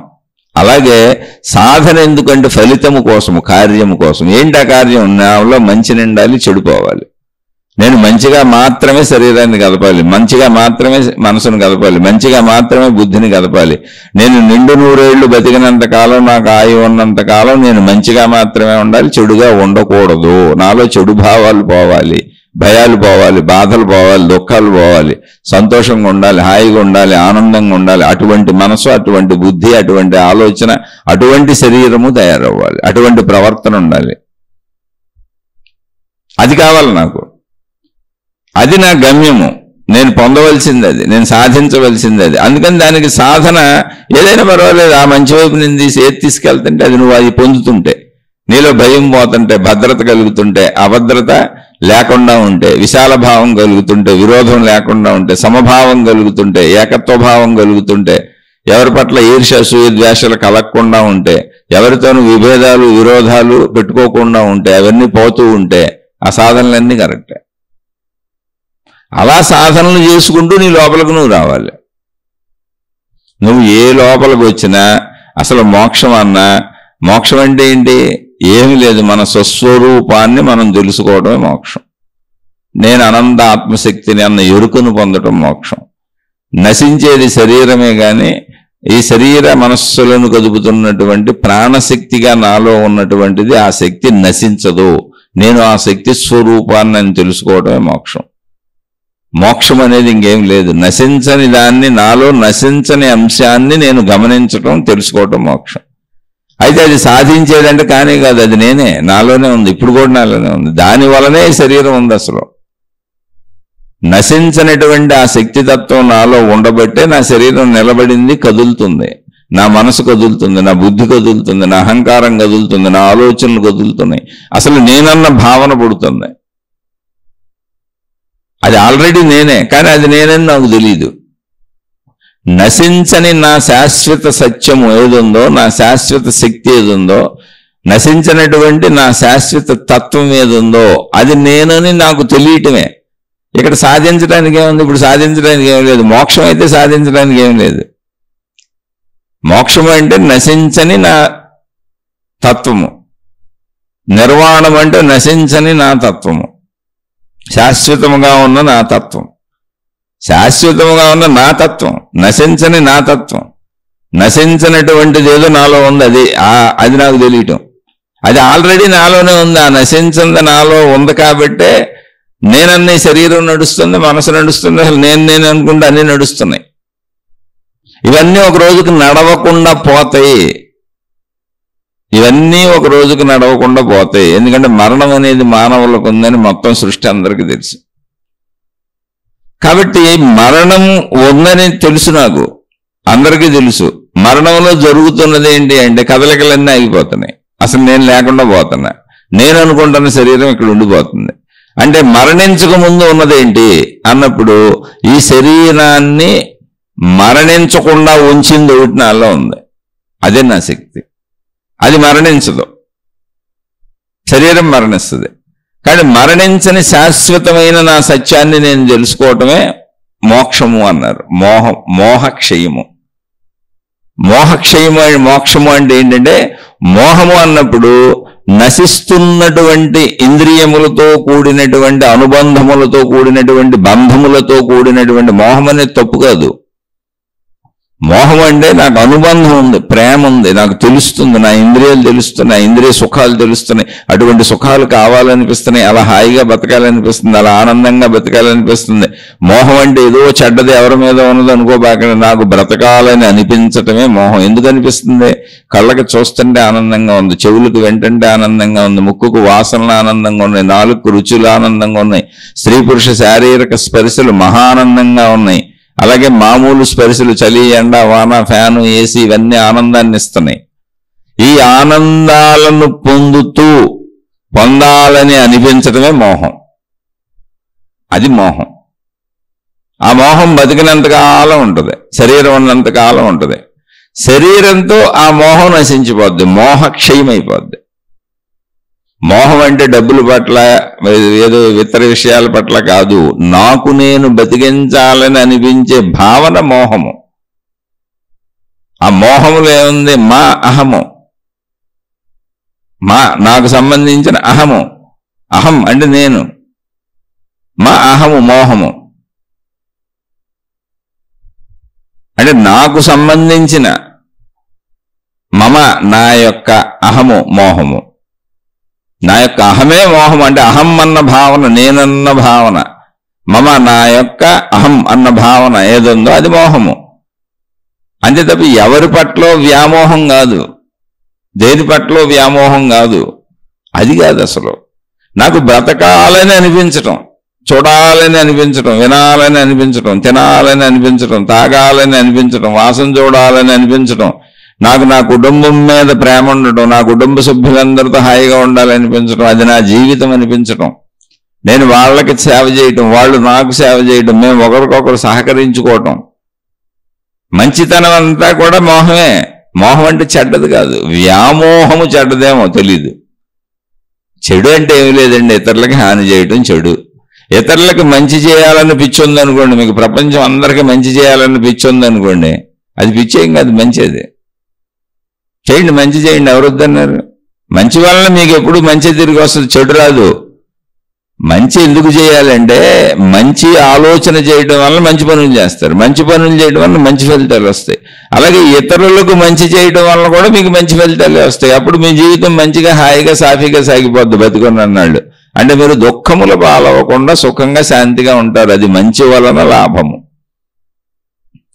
అందుకని నా యొక్క అహము మోహము, నాకు బ్రతకాలని అనిపించటమే మోహము. మోహక్షయము ఎప్పుడు? మరణము. మరణించే శరీరం ఇది మోహక్షయము. ఆ మోహం క్షయమైపోద్ది ఎప్పుడు? శరీర అంతంతో.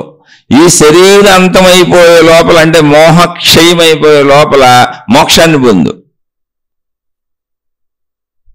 మోక్షము అంటే మోహము అంటే మమ అహము, నేను అహము అంటే ఈ పరిమితిగా ఉన్నాను, పరిమితమైన ఈ శరీరమే నేను అనేది మోహము. అందుకని ఆ ఇంద్రియములు, ఆ ఇంద్రియ సుఖములు, ఈ జీవితం ఇలా జీవించాలని అనిపిస్తుంది. ఇక్కడ మోహక్షయం ఏంటంటే ఈ పరిమితమైన శరీరమును మాత్రమే నేను కాదు, మమ అహము కాదు, అహము అనే పరిమితం కాదు. మోక్షము అంటే ఈ మమ అనంతము, క్షయముగానిది, నశించనిది. మోహములో నశింపు ఉంది. ఏంటది? శరీరమే నేనన్న పరిమిత భావన వలన శరీరము నశించిపోద్ది, క్షయమైపోద్ది. మోక్షములో నశింపు లేదు. అంటే నశించే శరీరము నేను కాదు, శరీరం పరిమితమే. నశించే శరీరము నేను కాదంటే నశించే శరీరం నేను కాదంటే నేనే, కానీ నాకు నశింపు లేదు. ఎలా లేదు? నశించే శరీరమును నడుపుతున్న శక్తిని నేను. అది మోక్షం. అంటే శరీరము నేనన్న భావన మోహము, అది కరెక్టే. మమ అహము మోహము, నా యొక్క అహము, ఈ పరిమితం, ఈ శరీరము నేననే పరిమిత భావన మోహం. అది నిజమే. చక్కగా బ్రతకండి, హాయిగా బ్రతకండి, పంచేంద్రియ సుఖాలు అనుభవించండి, ధర్మంగా అనుభవించండి, మంచిగా అనుభవించండి, కుటుంబ జీవితం గడపండి, చక్కగా పెళ్లిళ్ళు చేసుకోండి, పిల్లల్ని కనండి, పెంచుకోండి. లేకపోతే 100 సంవత్సరాలు ఎలా బతుకుతారండి? బోరు కొట్టేస్తుంది. చక్కగా మనకు అలా 100 సంవత్సరాలు బోరు కొట్టకుండా ధర్మయుత జీవితం, శాంతియుత జీవితం, మంచిగా ఆనందంగా సంతోషంగా బతకడానికి సృష్టి ఏర్పాటు చేసి ఇచ్చిన అద్భుతమైన శరీరం ఇది. ఆ శరీరాన్ని ఎందుకు పాడు చేసుకోవటం? ఆ అద్భుతాన్ని ఎందుకు నిర్వీర్యం చేయటం? అలా అద్భుతంగా బతకండి, కేవలం మంచిగా ధర్మంగా బతకండి. అది మోహము. మోక్షము అంటే ఏంటంటే మోహములో అహం నశించిపోద్ది. అహం అంటే నేను అనుకుంటున్న ఈ శరీరము, మమ, నా యొక్క శరీరము నశించిపోద్ది. ఏముంటది? మమ ఉంటుంది, నా ఉంటుంది, నేను ఉంటాను. ఏంటది నేను అన్నప్పుడు క్షయము కాని తత్వము నాలో ఒకటి ఉంది. ఇప్పుడు మోహములో మో అలాగే ఉందంటే మమ అలాగే ఉంది, మా అలాగే ఉంది, నేను అలాగే ఉన్నాను. అహము పోయింది, క్షయము కానిది వచ్చింది. మోక్షము అంటే క్షయము కాని తత్వం వచ్చింది. ఏంటి క్షయము కాని తత్వము అంటే నశింపు లేని తత్వము. నశించేదేంటి? నా శరీరము. నశించనిదేంటి? శరీరాన్ని నిలిపించిన ప్రాణశక్తి. నేను ప్రాణశక్తి నన్న ఎరుకను పొందాను, శక్తి నన్న ఎరుకను పొందాను. ఈ శరీరం ఒకవేళ నశించిపోయినా, అంటే మోహం ఒకవేళ నశించిపోయినా మోక్షం అలాగే ఉండిపోద్ది నాలో. అంటే మోక్షం అనేది ఏదో కొత్తగా నువ్వు పొందే స్థితి కాదు, ఉన్న స్థితే. మోహము మోక్షము అంతే. మోహము పరిమిత భావన, మమ అహము మోహము. నా యొక్క అహము, ఈ శరీరము, అహం నేను అన్న భావన ఏదుందో, ఆ మమ నా యొక్క నేను అనే భావన ఏదుందో, ఈ శరీరము నేననే భావన ఉంది. అదేదుందో ఆ శరీరము కాలగమనములో మార్పులు చెందుతూ నశించిపోద్ది. ఓకే, అలాంటి తప్పే లేదు, దాని చక్కగా జీవించు, కానీ నశించిపోద్దిగా. మరి మోక్షం అంటే ఏంటంటే ఆ మోహము నశించదు అని చెబుతుంది. నశించేటప్పుడు దాని పేరు మోహము, కానీ నశించనప్పుడు దాని పేరు మోక్షము. మోహమే మోక్షము. ఏంటి మోహము? మళ్ళీ మామ అహము ఇక్కడ అనంత ఆత్మశక్తి అయింది, శరీరము కాదు, అనంత ఆత్మశక్తి. అక్కడ అహం అన్నప్పుడు శరీర పరిమిత భావన ఉంది, నాకు విభేదంగా అనేక ఉన్నాయి, సృష్టి ఉందని తెలుస్తుంది, నేను ఈ శరీరం ఉంది, అది మోహము. ఈ శరీరము నేనని అనుకోవటం మోహము. అది నిజమే, అబద్ధం కాదు, కానీ అది పరిమితమైనది, అది నశిస్తుంది. మళ్ళీ మార్పు ఏం జరిగిందండి? మరి మోక్షంలో ఏం జరిగింది కొత్తగా? ఏమీ జరగలేదు, అది అక్కడే ఉంది, అప్పుడు కూడా అక్కడే ఉంది. మోక్షము మోహము చిన్న తేడా ఏమి లేదు, మధ్యలో అక్షరం ఒకటే, మోహము. అక్కడ హా ఉంది, అహ, అహము, హా అనే అక్షరం. మోక్షము ఇక్కడ తేడా ఏమి లేదు, క్ష ఉంది, అక్కడ క్ష, క్షయము కానిది. అంటే నీ హాలో అహము ఏదుందో, అహము మోహములో అహము క్షయమవుతుంది. మోక్షములో అహము ప్లేసులో అహము క్షయము కానిది అని చెబుతుంది మోక్షము. నీ మోహములో ఉన్న అహము క్షయమయ్యేదని అనుకుంటున్నావు, కాదు, నీ మోహములో ఉన్న అహము క్షయము కానిది కనుక అది మోక్షము. దాన్ని మోహం అని నువ్వు అనక్కర్లేదు. నువ్వు అలా బతికేసి నేను క్షయముగానే అనంత ఆత్మస్వరూపుణ్ణని తెలుసుకో, అదే మోక్షము. కనుక మోహము మోక్షము రెండు కూడా అద్భుతమైన పదాలే, నీ జీవితానికి అవసరాలే. నీ మీద నీకు జీవించాలన్నటువంటి తపన కోరిక ఉండటం తప్పే ఉంది. నీకు జీవితం ఇవ్వబడింది, జీవితం వచ్చింది, జీవించాలని అనిపించే భావన కూడా ఇవ్వబడింది. శరీరం ఇవ్వబడింది, ఇంద్రియాలు ఇవ్వబడినాయి, భావాలు ఇవ్వబడినాయి, జ్ఞానం ఇవ్వబడింది, బుద్ధి ఇవ్వబడింది, ప్రాణశక్తి ఉంది. చక్కగా హాయిగా జీవించు. కాబట్టి నేను అన్నీ ఇవ్వబడిన నాకు జీవించాలన్న భావన కూడా ఇవ్వబడింది, అది మోహము. నా పట్ల నాకున్నటువంటి ఇంట్రెస్ట్, అది మోహము. అయితే మోహము నశించిపోయే తత్వము అనుకోకు, అది నశించనిది, అప్పుడు దాని పేరు మోక్షము. నీ అహము నశించదు, క్షయము కాదు, అది మోక్షము. అని మోహమే మోక్షము, మోక్షమే మోహము. మోహం వేరు, మోక్షం వేరు కాదు. ఇప్పుడు దీనికి ఏ సాధన చేస్తావు? నిన్ను నువ్వు తెలుసుకోవడానికి సాధన ఎందుకు? సాధన గురించి ముందు చెప్పుకున్నాం. సాధన అంటే నువ్వు ఏదైనా పొందవలసిన అవసరం ఉన్నప్పుడు నీకు పొందాల్సిన వస్తువు కోసం నువ్వు ప్రయత్నం చేస్తూ ఉంటావు. శరీరమే ప్రయత్నంగా ఉంటుంది. శరీరం ఎప్పుడు ప్రయత్న శరీరం. ముందు శరీరాన్ని బ్రతికించుకోవడానికి తనకు తాను పనిచేస్తూనే ఉంటుంది. తర్వాత దానికి బ్రతకడానికి అవసరమైన వాటిని అన్నింటినీ పొందటానికి బయటికి వెళ్ళి ప్రయత్నించి ధన సంపాదన చేసి ఆహార పదార్థాలు తెచ్చుకుంటుంది. తర్వాత ఇంద్రియ సుఖములు పొందడానికి, ఇంద్రియ ఆనందములు పొందడానికి బయటికి వెళ్ళి దృశ్యాలు చూస్తుంది, శబ్దాలు వింటది, అన్ని చేస్తుంది. అన్ని రకముల ఆనందములు శరీరములో పొందటానికి అనువుగా శరీరం తయారు చేయబడి కూర్చబడింది. మనం అడిగి తెచ్చుకున్నది కాదు, సృష్టి ఇచ్చినటువంటి గిఫ్ట్ అది. గిఫ్ట్లో బతుకు, చక్కగా బహుమతిని అనుభవించు. బహుమతి నీ శరీరం.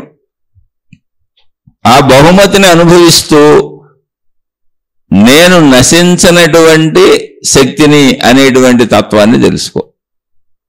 ఈ లోపల ఈ బహుమతిని 4 రోజులు అనుభవించు. నీకు గిఫ్ట్ ఇవ్వబడింది సృష్టి చేత, దాన్ని అనుభవించు, అదే నీ శరీరం.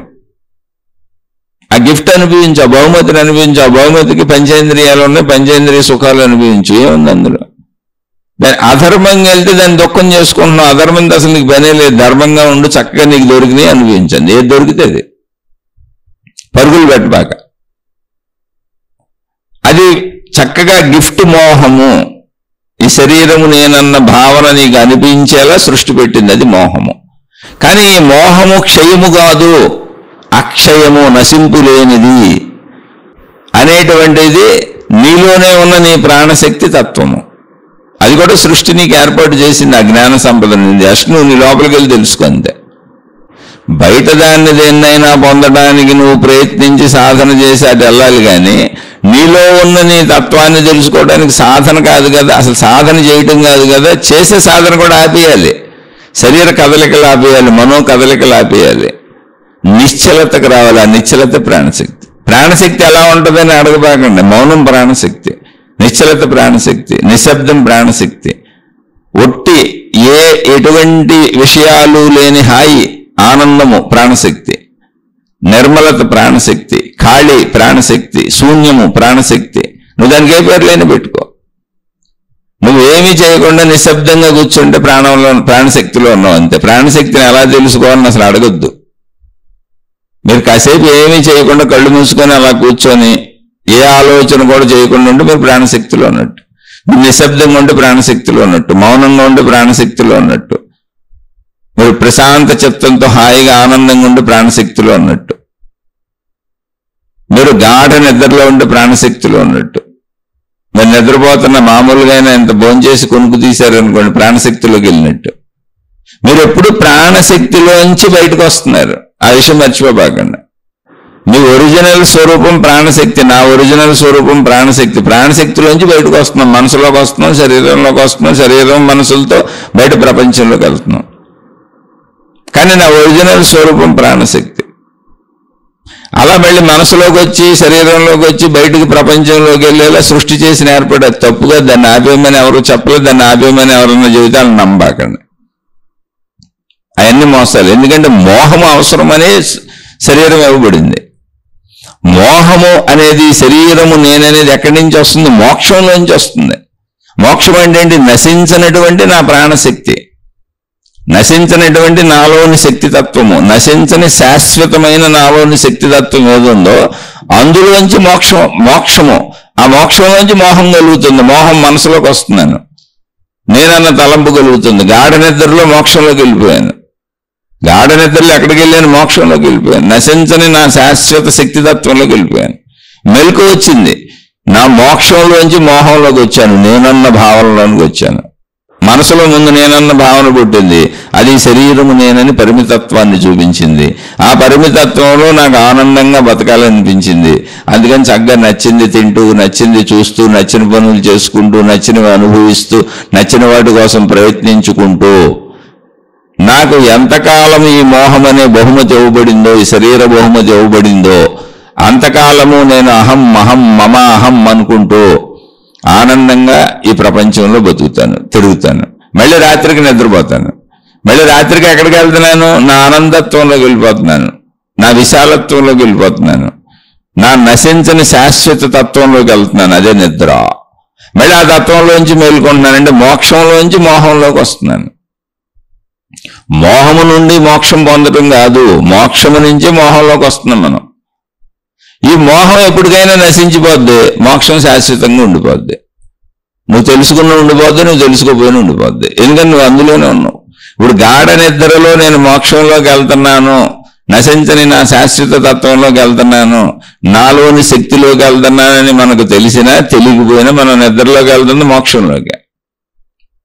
మనం విశ్రాంతికి ఏ ఆలోచన చేయకుండా అలా కాసేపు కూర్చున్నాం, విశ్రాంతికి సోఫాలోనో కుర్చీలోనో కూర్చున్నాం, లేదా బస్సు ప్రయాణం, రైలు ప్రయాణం, విమాన ప్రయాణం, ఎటువంటి ఆలోచన లేదు, ఎటువంటి దుఃఖము లేదు, ఎటువంటి బాధ లేదు, ఎటువంటి టెన్షన్ లేదు, విశ్రాంతిగా కూర్చున్నాం, అసలు ఏ ఆలోచన లేదు. అలా ప్రశాంతంగా కూర్చున్నాం, కళ్ళు మూసుకొని ఉన్నాం, సెమీ కాన్షియస్గా ఉన్నాం. అంటే విమానం తెలుస్తుంది, బస్సు తెలుస్తుంది, వాహనం వెళ్తున్నట్టు తెలుస్తుంది, ఏ ఆలోచన లేదు. అప్పుడు నేను మోక్షంలోనే ఉన్నాను, నా ప్రాణశక్తిలోనే ఉన్నాను, నశించని నా శాశ్వతత్వంలోనే ఉన్నాను. ప్రతి విశ్రాంతి స్థితి అదే, ప్రతి గాఢ నిద్ర అదే. ఇప్పుడు దాన్ని ఎలా తెలుసుకోవాలి అనద్దు, ఆ స్థితిని పెంచుకోండి. మెలకువలో విశ్రాంతిగా కూర్చోండి కాసేపు, ఏ పని చేయకుండా కూర్చోండి కాసేపు. శరీరాన్ని కదపకుండా, మనసుతో ఆలోచించకుండా, భయానికి లోనవ్వకుండా, బాధకు లోనవ్వకుండా, దుఃఖాలకు లోనవ్వకుండా, ఊహలకు లోనవ్వకుండా చాలా తేలికైనది మోక్ష సాధన. విశ్రాంతిగా కూర్చోవటం అంతే. జస్ట్ ఉన్నానన్న భావన ఉంది అంతే. మీరు నిద్రపోయినప్పుడు జరిగింది ఏంటంటే ఉన్నానన్న భావన కూడా మీకు తెలియలేదు, నిద్రకి వెళ్ళేదారు అంతే. ఇప్పుడు నిద్రపోయినప్పుడు నిద్రపోండి హాయిగా, అప్పుడు మోక్షంలోనే ఉన్నాను అనుకోండి చాలు అంతే. ఇప్పుడు ఇవన్నీ విన్నాక ప్రతి నిద్రలోకి వెళ్ళేటప్పుడు, ప్రతిరోజు నిద్రలోకి వెళ్ళేటప్పుడు నేను మోక్ష స్థితికి వెళుతున్నాను అనుకుంటూ నిద్రపోండి. ప్రతి మెలకువ మళ్ళీ మెలకువ రాగానే మోక్షంలోంచి మోహములోనికి వచ్చాను. మోహం తప్పు కాదు, నేనన్న భావం, మమ అహము. ఈ శరీరం నేననేది నిజమే, కానీ పరిమిత నిజం. మోహంలోకి వచ్చానని ఆనందంగా ఆ మోహంలో మీకు అనిపించినవి, కావాలనిపించినవి అన్ని చేసుకుంటూ ఆనందంగా బతికేయండి రాత్రి వరకు.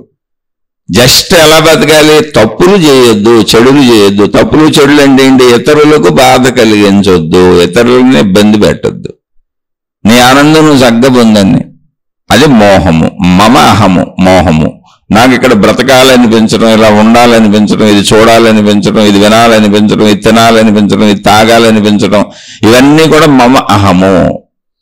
అవన్నీ శరీరం ఇచ్చింది, అవి తప్పని ఎవరు చెప్తారు? శరీరాన్ని కూర్చింది సృష్టి, శరీరంలో వాటిని పెట్టింది సృష్టి. ఒకే మాంసపు ముద్దలో కళ్ళనే భాగం చూసేలా, చెవులనే భాగం వినేలా, ముక్కనే భాగం వాసన చూసేలా, గొంతనే భాగం మాట్లాడేలా, నాలుకనే భాగం రుచి తెలుసుకునేలా, స్త్రీ పురుష జననేంద్రియాలు ఏమున్నాయో అవి అద్భుతమైనటువంటి మహాశారీరక సుఖాన్ని ఆనందించి అనుభవించేలా, తల నుంచి కాలి వరకు స్పర్శలు తెలిసేలా ఇంతటి అద్భుతమైనటువంటి ఏక మాంసపు ముద్దను అనేక ఆస్వాదనలతో, అనేక భావములతో, అనేక ఆనందములతో నింపి తయారు చేసింది సృష్టి. కాబట్టి అది అనిపించటమే మోహం, అలా బ్రతకాలని అనిపించటమే మోహం. ఆ మోహాన్ని ఏర్పాటు చేసింది సృష్టి. మమ అహము, మోహము తప్పు కాదు. కానీ మమ అహము కోసము ఇతరుల మోహాన్ని నాశనం చేయబాగా, అది ఇతరుల జీవితాన్ని దెబ్బకొట్టబాగా. నీ మోహంతో నువ్వు జీవించి, వాళ్ళ మోహంతో వాళ్ళని జీవించని, ఎవరి మోహంతో వాళ్ళని జీవించని మోహమే జీవితము.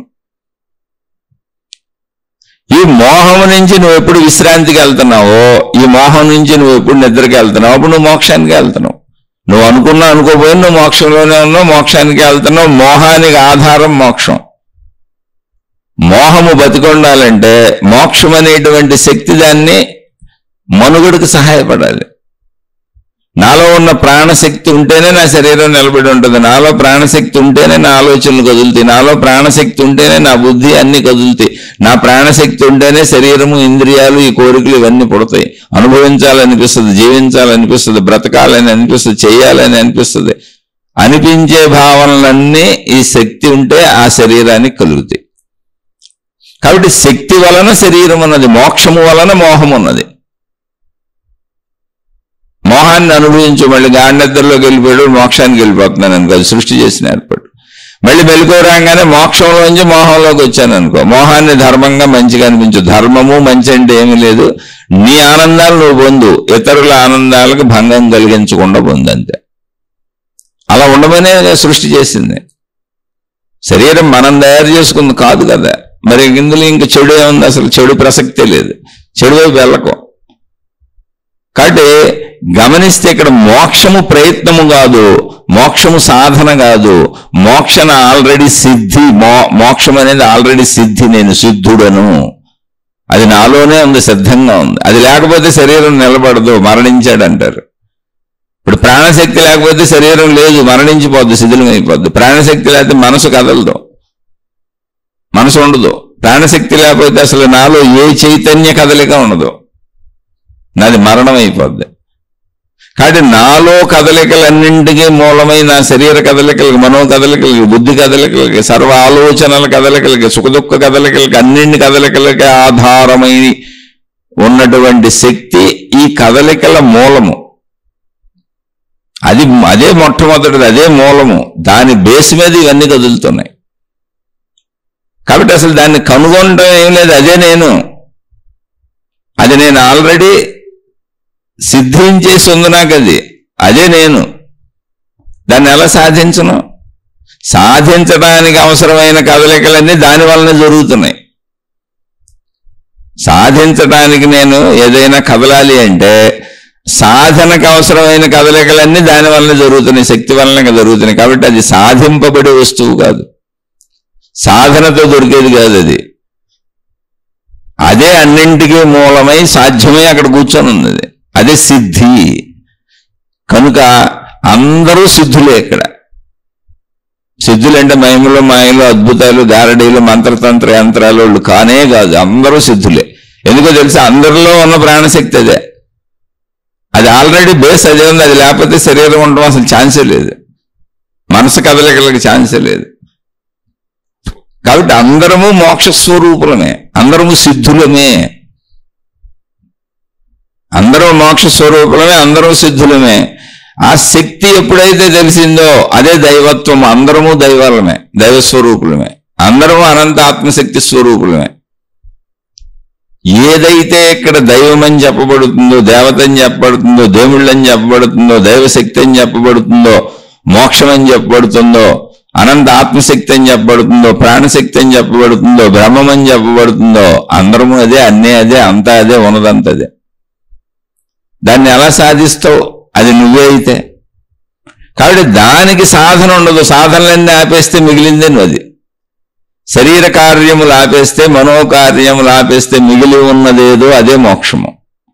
అందుకని ఇప్పుడు ఏమంటే మోక్షానికి మరి ఎలా చేయాలండి అంటే ఏం చేయకు. కొంచెం చదవడానికి బాగానే ఉంది, మాటల్లో చెబితే అయిపోయేదా, ఏదో ఒకటి చేయాలి కదా అంటే ఏమీ చేయకుండా కూర్చుండమే దాని సాధన. శరీరానికి కదబ్బాక, మనసును కదబ్బాక ప్రశాంతంగా కూర్చో, విశ్రాంతిగా కూర్చో. ఎరుకలో మెలకువలో ఎంతసేపు విశ్రాంతిగా ఉండగలవో చూడు. ఏ ఆలోచన చేయకుండా, ఏ పని చేయకుండా, ఏ భావానికి లోను కాకుండా నీకు ఇష్టం వచ్చినట్టు కూర్చోలేకపోతే పడుకో, కానీ నిద్రపోబాక. ఎరుకుతో ఉండు, సంపూర్ణ జాగ్రత్త అవస్థలో మెలకువతో ఉండు. ఆ మెలకువలో ఏ పని చేయకుండా అలా కళ్ళు మూసుకొని అని ఎందుకంటే కళ్ళు తెరిస్తే ఎదురుగా ఉన్న దృశ్యాన్ని కన్నులు స్వీకరిస్తూ ఉంటాయి, భావం మళ్ళీ ఇంకోటి ఏదో వచ్చేస్తుంటది. అందుకని అలా కళ్ళు మూసుకొని ఏ పని చేయకుండా విశ్రాంతిగా కూర్చుంటా, రోజు కాసేపు కూర్చుంటానికి ప్రయత్నిస్తే నువ్వు మోక్షంలో ఉన్నట్టు. ఇప్పుడు మోక్షంకి వెళ్ళిపోయావు, శరీరాన్ని కదపకుండా, మనసును కదపకుండా, ఏమీ చేయకుండా ఎరుకుతో కూర్చొని ఉన్నావు అంటే ఎక్కడ ఉన్నావు? ఇప్పుడు ప్రాణశక్తిలో ఉన్నావు. అలా ప్రాణశక్తిలో ఉండంతే అదే ప్రాణశక్తి అనుకో. అది ప్రాణశక్తి అనుకోవటం ఏంటి? అదే ప్రాణశక్తి. దాన్ని భావించుకో, అనుకో. అలా రోజు కాసేపు కూర్చో, అలవాటు చేసుకో. జస్ట్ అలవాటు చేసుకో అంతే. అలాగే నిద్రపోతానికి వెళ్తున్నప్పుడు నేను ఇప్పుడు ప్రాణశక్తిలోకి వెళ్తున్నాను, మోక్షంలోకి వెళ్తున్నాను అనుకో. మెలకు వచ్చినప్పుడు నాకు మోక్షము నుంచి మోహం, జీవితంలోకి మోహంలోకి మెలకు వచ్చింది అనుకో, శరీర భావనలోకి వచ్చాను అనుకో.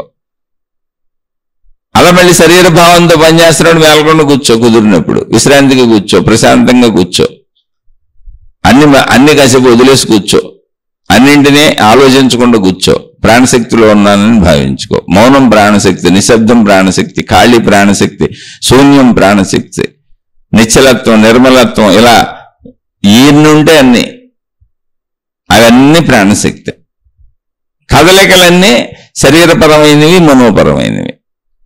కాబట్టి మోక్షము చాలా అద్భుతమైన, చాలా తేలికైన విషయం. నువ్వు ఏమీ చేయకుండా ఉండగలిగితే చాలు, కాసేపు నీ ప్రాణశక్తిలోకి నువ్వు వెళ్ళిపోతావు. నువ్వు ప్రాణశక్తిలోనే ఉన్నావు. ప్రాణశక్తిని అనుభవంగా కోరుకోబాక. అనుభవాలన్నీ కదలికలో. జాగ్రత్తగా అర్థం చేసుకోండి. ప్రాణశక్తిని అనుభవంగా కోరుకోబాక. అనుభవం అవ్వాలని అనుకోబాక. ఏ అనుభవము లేని చోట అనుభవాలన్నింటికీ మూలమై ప్రాణశక్తి ఉంది. అసలు మూలంలో ఉందండి ప్రాణశక్తి. ఆ ప్రాణశక్తి వలన మనసులో కదులుతుంది. ఈ శరీరము నేనన్న భావన వస్తుంది మెలకువలో. మెలకు వచ్చిందంటే ఏంటి? మనసు మేలుకుంది. ఎక్కడ మేలుకుంది? ప్రాణశక్తిలో మేలుకుంది. ఇప్పుడు దాకా ప్రాణశక్తిలో మనసు కూడా నిద్రపోయింది, గాఢ నిద్రలో. ప్రాణశక్తిలో మేలుకున్న మనసు నేను అంది.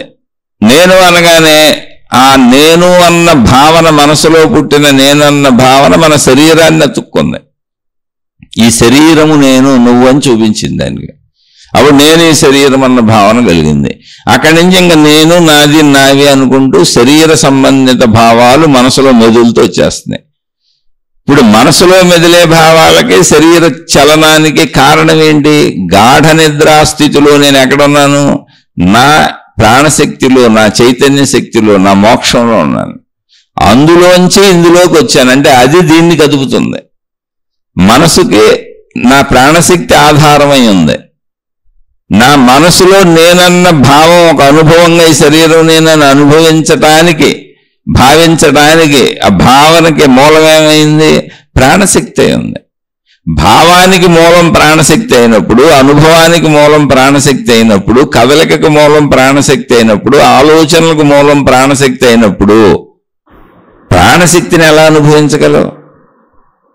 ఆలోచించడానికి ప్రాణశక్తి కావాలి, కానీ ప్రాణశక్తి గురించి ఆలోచించలేవు. ఎందుకని? ఆలోచనకే మూలం అది కనుక. కదలటానికి ప్రాణశక్తి కావాలి, కానీ ప్రాణశక్తిని తెలుసుకోవడానికి కదలలేవు. ఎందుకని అంటే కదలికలకు మూలం అదే కనుక. అనుభవానికి కదలికలు, అనుభవించటం, గ్రహించటం అనేది కావాలి. ఆ కదలిక కావాలి. ఆ అనుభవాన్ని గుర్తించటం కావాలి, గ్రహించటం కావాలి, అర్థం చేసుకోవటం కావాలి, అనుభవించటం కావాలి. దానికి ప్రాణశక్తి ఆధారం. కాబట్టి అనుభవాన్ని ఎలా, ప్రాణశక్తిని ఎలా అనుభవిస్తావు? ప్రాణశక్తి ఉంటే అనుభవం ఉంటుంది, అదే తప్ప ప్రాణశక్తిని అనుభవించటం కుదరదు. ప్రాణశక్తి ఉంటే కదలిక ఉంటుంది, అదే తప్ప ప్రాణశక్తిని కదిలించటం కుదరదు. కదలికల ద్వారా ప్రాణశక్తిని తెలుసుకోవడం కుదరదు. అన్నింటికి మూలంగా అది ఉంది. కాబట్టి ఏది దాన్ని తెలుసుకోలేదు, దానిలో కలిసిపోగలదు అంతే. కాలండి కదలకి వెళ్ళి దానిలోకి వెళ్ళింది అనుకోండి, కలిసిపోద్ది, నిశ్చలం అయిపోద్ది, ప్రాణశక్తి అయిపోద్ది. ఇప్పుడు మన కదలిక అందులోకి వెళ్తే ప్రాణశక్తి అయిపోద్ది, మన అనుభవం అందులోకి వెళ్తే తెలుసుకుందామని ప్రాణశక్తి అయిపోద్ది, మన ఆలోచన అందులోకి వెళ్తే ప్రాణశక్తిని తెలుసుకుందామని ప్రాణశక్తి అయిపోద్ది. అందులోకి వెళ్ళిన ఏదైనా ప్రాణశక్తి అయిపోద్ది. ఎందుకంటే అందులోంచే వచ్చినాయి ఇవన్నీ. మూల ప్రాణశక్తిలోంచే కదలికలు వచ్చినాయి, చైతన్యం వచ్చింది, తద్వారా అనుభవాలు వచ్చినాయి, అనుభూతులు వచ్చినాయి, భావాలు వచ్చినాయి, అన్నీ వచ్చినాయి. ఈ వచ్చినది జ్ఞానం. ఇదంతా కలిపితే జ్ఞానం అనుకుంటే, ఈ వచ్చినవన్నీ దాన్ని పట్టుకుందామని దాని వైపు వెళ్తే దానిలోంచే వచ్చినాయి కనుక దానిలో కలిసిపోయి ప్రాణశక్తిగా మిగిలిపోతాయి. ఇంకా అక్కడ కదలికలు ఉండవు, అనుభవాలు ఉండవు, ఏముండవు, నిశ్శబ్దం అయిపోద్ది, నిర్మలత్వం అయిపోద్ది, ప్రశాంతత అయిపోద్ది. అదే గాఢ నిద్రలో అలా అయిపోబట్టే నేనన్న తలంపు కూడా మనకు లేదు. దాన్ని మెలకువలో నువ్వు అలా అవ్వాలని ఏదో అయిపోద్దని కోరుకోబాక ప్రశాంతంగా కూర్చుంటే ప్రాణశక్తిగా ఉన్నట్టే, మౌనంగా కూర్చుంటే ప్రాణశక్తిగా ఉన్నట్టే, ఆలోచన లేకుండా కూర్చుంటే ప్రాణశక్తిగా ఉన్నట్టే, ఆనందంగా కూర్చుంటే ప్రాణశక్తిగా ఉన్నట్టే, ఏ దుఃఖము లేని స్థితిలో ప్రశాంతంగా కూర్చుంటే ప్రాణశక్తిగా ఉన్నట్టే. దుఃఖ రాహిత్య స్థితే ప్రాణశక్తి స్థితి. ఏ కదలికలు లేకుండా చక్కగా కూర్చో కాసేపు రోజు, ఓ పావుగంట కూర్చో చాలు, ఎక్కువ అక్కర్లేదు. మిగిలిన జీవితం చక్కగా మోహంతో జీవించు. మోహం అంటే ఏంటి? బ్రతకాలని అనిపించటం, తినాలని అనిపించడం, వినాలని అనిపించడం, కావాలని అనిపించడం, పొందాలని అనిపించడం. వాటి కోసం సాధనలు చేసుకో. తర్వాత మళ్ళీ చక్కగా విశ్రాంతిగా కూర్చో కాసేపు.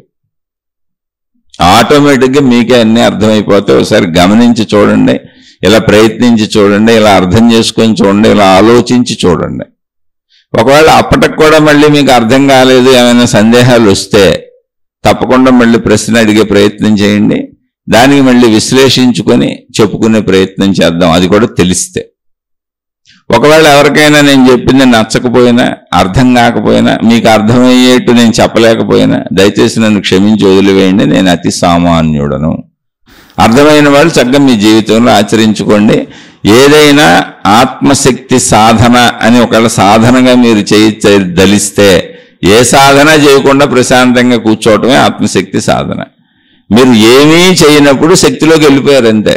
ఏమన్నా చేయాలంటే మనసులోకి రావాలి, శరీరంలోకి రావాలి, మనో శరీరాలతో చేయాలి. అప్పుడు బుద్ధి పని చేస్తుంది, విచక్షణ జ్ఞానం చెప్పుద్ది. ఏమీ చేయనప్పుడు నిశ్శబ్దంగా ఉన్నప్పుడు ప్రాణశక్తిలోకి వెళ్ళిపోయారు. శరీరం పని చేయట్లా, మనసు పని చేయట్లా, బుద్ధి పని చేయట్లా, హాయిగా ప్రాణశక్తిలో ఉన్నారంతే. అదే ఎరుక. ఆ ఎరుకతో కాసేపు ఊరికనే కూర్చోండి. ఎంత తేలిక ప్రాణశక్తి సాధన అంటే అంత తేలిక. కాబట్టి ఎవరికైనా నమ్మబుద్ధి కావట్లేదు. ఎవరెస్ట్ ఎక్కండి, ఆ కొండలు ఎక్కండి, గుట్టలు ఎక్కండి, ఒంటికాయల మీద నిలబడండి, తలకిందులుగా తపస్సు చేయండి, ఇదిగో ఈ రకరకాల సాధనా మార్గాలన్నీ చేయండి అంటే అవన్నీ పట్టుకుపోదాం అనిపిస్తుంది. ఎందుకంటే అదేదో పొందేదని. అది పొందేది కాదు, అది ఉన్నది కనుకొనే అసలు నేనన్న భావన ఉన్నది. అసలు అది ఉన్నది కనుకనే శరీరం ఉంది, అది ఉన్నది కనుకనే మనసు ఉంది. నేనని నాకు అనిపిస్తున్న అన్ని భావములకు మూలముగా అది ఉన్నది కనుకనే. కాబట్టి మూలము నుంచి ఉద్భవించిన భావములు మూలమును ఎలా పట్టుకుంటే వెళ్తే మూలంలో కలిసిపోతాయి అంతే. అదే నిశ్చలత్వం, నిర్మలత్వం, అదే మోక్షము. నిత్య గాఢ నిద్ర మోక్షము, నిత్య మెలకువ మోహము. ఏది చెడ్డది కాదు, రెండూ కరెక్టే. ఆ గాఢ నిద్రని ఎరుకలో కావాలనుకుంటే ప్రశాంతంగా కూర్చోండి, మెలకువలో కావాలనుకుంటే ప్రశాంతంగా కూర్చొని అలవాటు చేసుకోండి అంతే, ఇంకేమీ లేదు. అర్థం కాకపోతే మళ్ళీ అడగండి.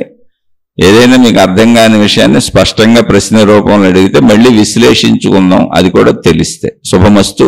మీకు మీ కుటుంబ సభ్యులకు మేలు చేకూరుగాక. మరొక కొత్త శీర్షికతో కలుసుకుందాం.